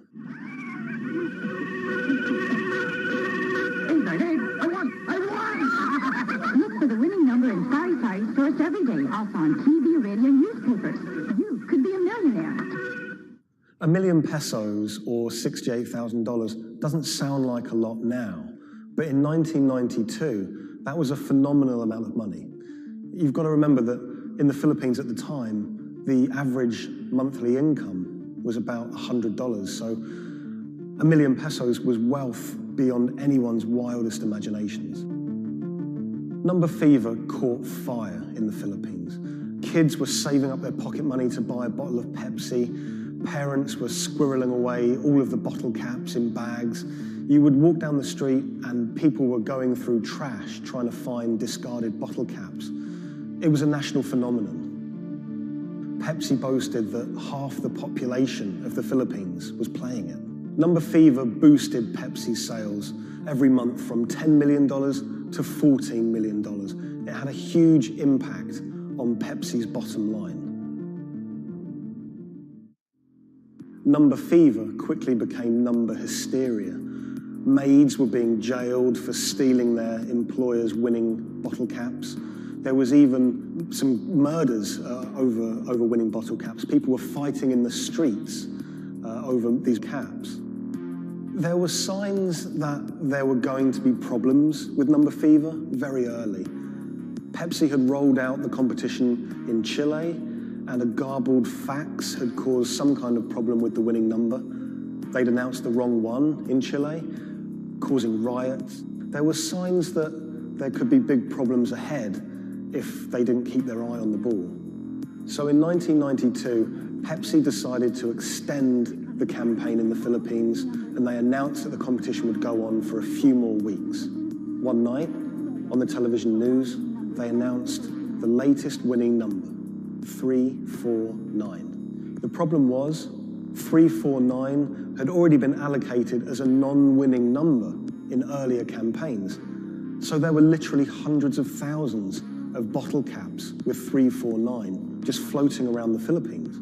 Hundreds of thousands of people all across the Philippines, thousands of islands, were finding winning bottle caps.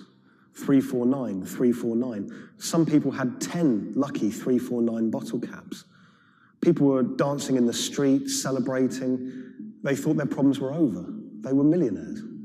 It's still not certain exactly how many winners there were of lucky 349 bottle caps, but we know that Pepsi printed over 600,000 of them. Pepsi realized very early that there was a problem. Hundreds of people started arriving at their bottling plants with their lucky bottle caps. They realized something was seriously wrong. Pepsi tried to solve the problem by offering a small token donation to anyone that brought a lucky bottle cap to their bottling plant. But it wasn't enough. People didn't want just a handful of pesos. People wanted their million-peso prize. Within a year, violent protests and riots outside Pepsi factories would leave dozens injured and 5 people dead.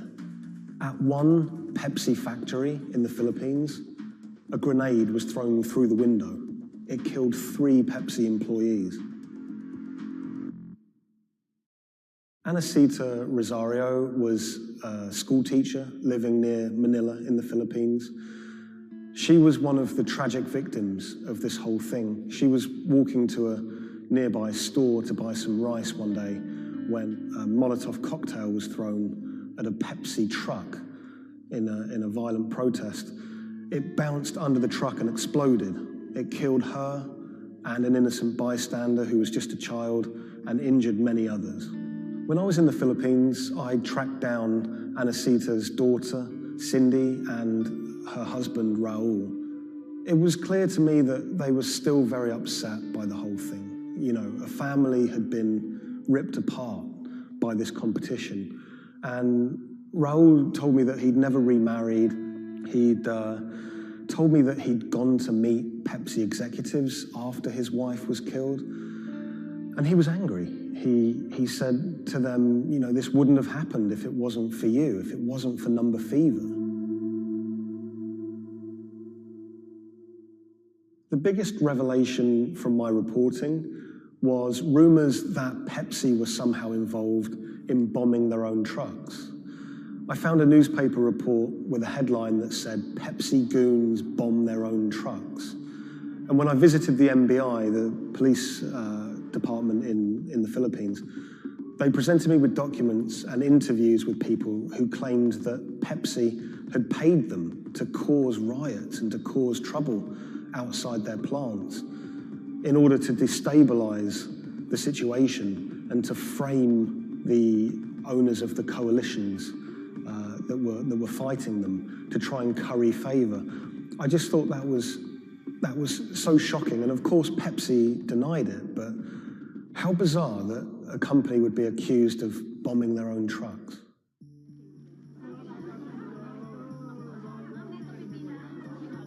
The contest had sparked so much anger in the Philippines because it landed at just this really weird time in the Philippines' history. It was during a crazy election that was racked with allegations of fraud. The Philippines was in a kind of love-hate relationship with America. They loved, obviously, the American aid and finances that was pouring into the country, but at the same time, they yearned for independence. They wanted to be their own country. Vicente Del Fierro was a local preacher living in Manila, and he hated the Number Fever campaign. Del Fierro thought Pepsi's Number Fever campaign was just one of the many ways that America was asserting its dominance over a third world country. He hated seeing his fellow countrymen get ripped off, in his eyes, by this huge multinational American company. He wanted justice. Del Fiero rounded up over 800 winners of 349 bottle caps, and he got them all together to sue Pepsi for over $400 million to be divided between those holders of lucky bottle caps. Del Fiero took money from some of the people who could afford it. They paid him 500 pesos to help with legal fees, but for people who couldn't afford the money, he would just represent them pro bono. The alliance is to build up pressure on Pepsi. And so you see people marching in the streets. So we have mounted our own campaign, even in the U.S. He flew to America and he hired two consumer lawyers here in America to take on Pepsi. He had a meeting at Pepsi's headquarters to try and resolve the problem, but he said he wanted to take it all the way to the highest courts in America. When those cases were heard in America, those courts decided that this was a problem that should be heard in the Philippines, not in America. Back in the Philippines, Del Fiero continued his case in the Filipino courts. At one stage, there were arrest warrants handed out for 9 Pepsi-Cola executives, which he saw as a big victory. We don't know if those arrest warrants were ever upheld, but it made newspaper headlines across the country. Pepsi did not take kindly to Del Fiero's campaign. They tried everything to shut him down. They sued him for libel. My father had to attend 3 times a month for a branch 145 and another hearing for the branch 113A, also 3 times a month. Also, there was a time my father was hospital due to heart failure. Still, he had to attend the 2 branch hearing. Otherwise, for not attending, the judge will issue a warrant of arrest to my father. My father passed away January 13, 2010. After staying for almost 1 year in the hospital, he died of complications due to heart failure. After the death of my father, I was inspired to do the website. PepsiCo will be remembered for what they did to the consumer in the Philippines and to my father.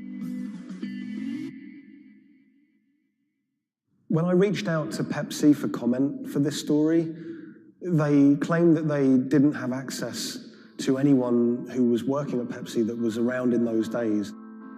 They also said that during COVID-19, they didn't have access to their documents about this, but you know, they were very careful to say that they were sorry for everything that happened, and we do know that Pepsi did try everything to try and make this right. The Pepsi number fever disaster cost the company millions. We know that they paid up to $10 million in those goodwill payments, but the financial effect could be much greater. After the disaster, we know that Pepsi sales dipped. They were overtaken by Coca-Cola again.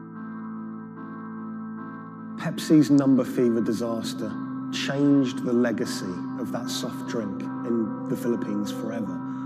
Some people of a certain age won't touch it. For many people, Pepsi is a taboo word. A lot of the people that I spoke to were still quite traumatized by their experience, by that experience of winning $1 million pesos, losing it, and then returning to their normal life in poverty in Manila.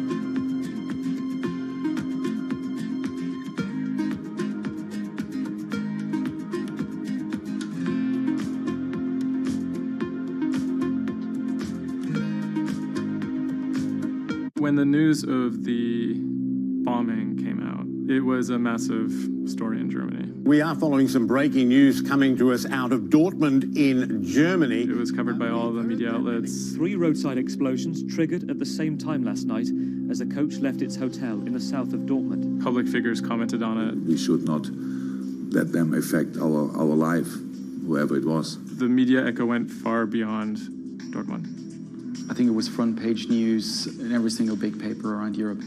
Everyone thought of like a terrorist attack, and people were scared that throughout the city in Dortmund there was more attacks to be happening. Unbeknownst to investigators, just after the bomb went off and the players of the team were shell-shocked, the person who had masterminded the attack was actually sitting in the hotel eating steak and sweet potatoes.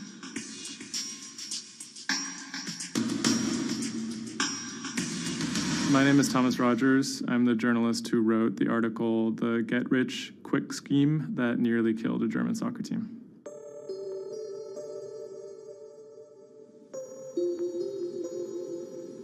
Dortmund is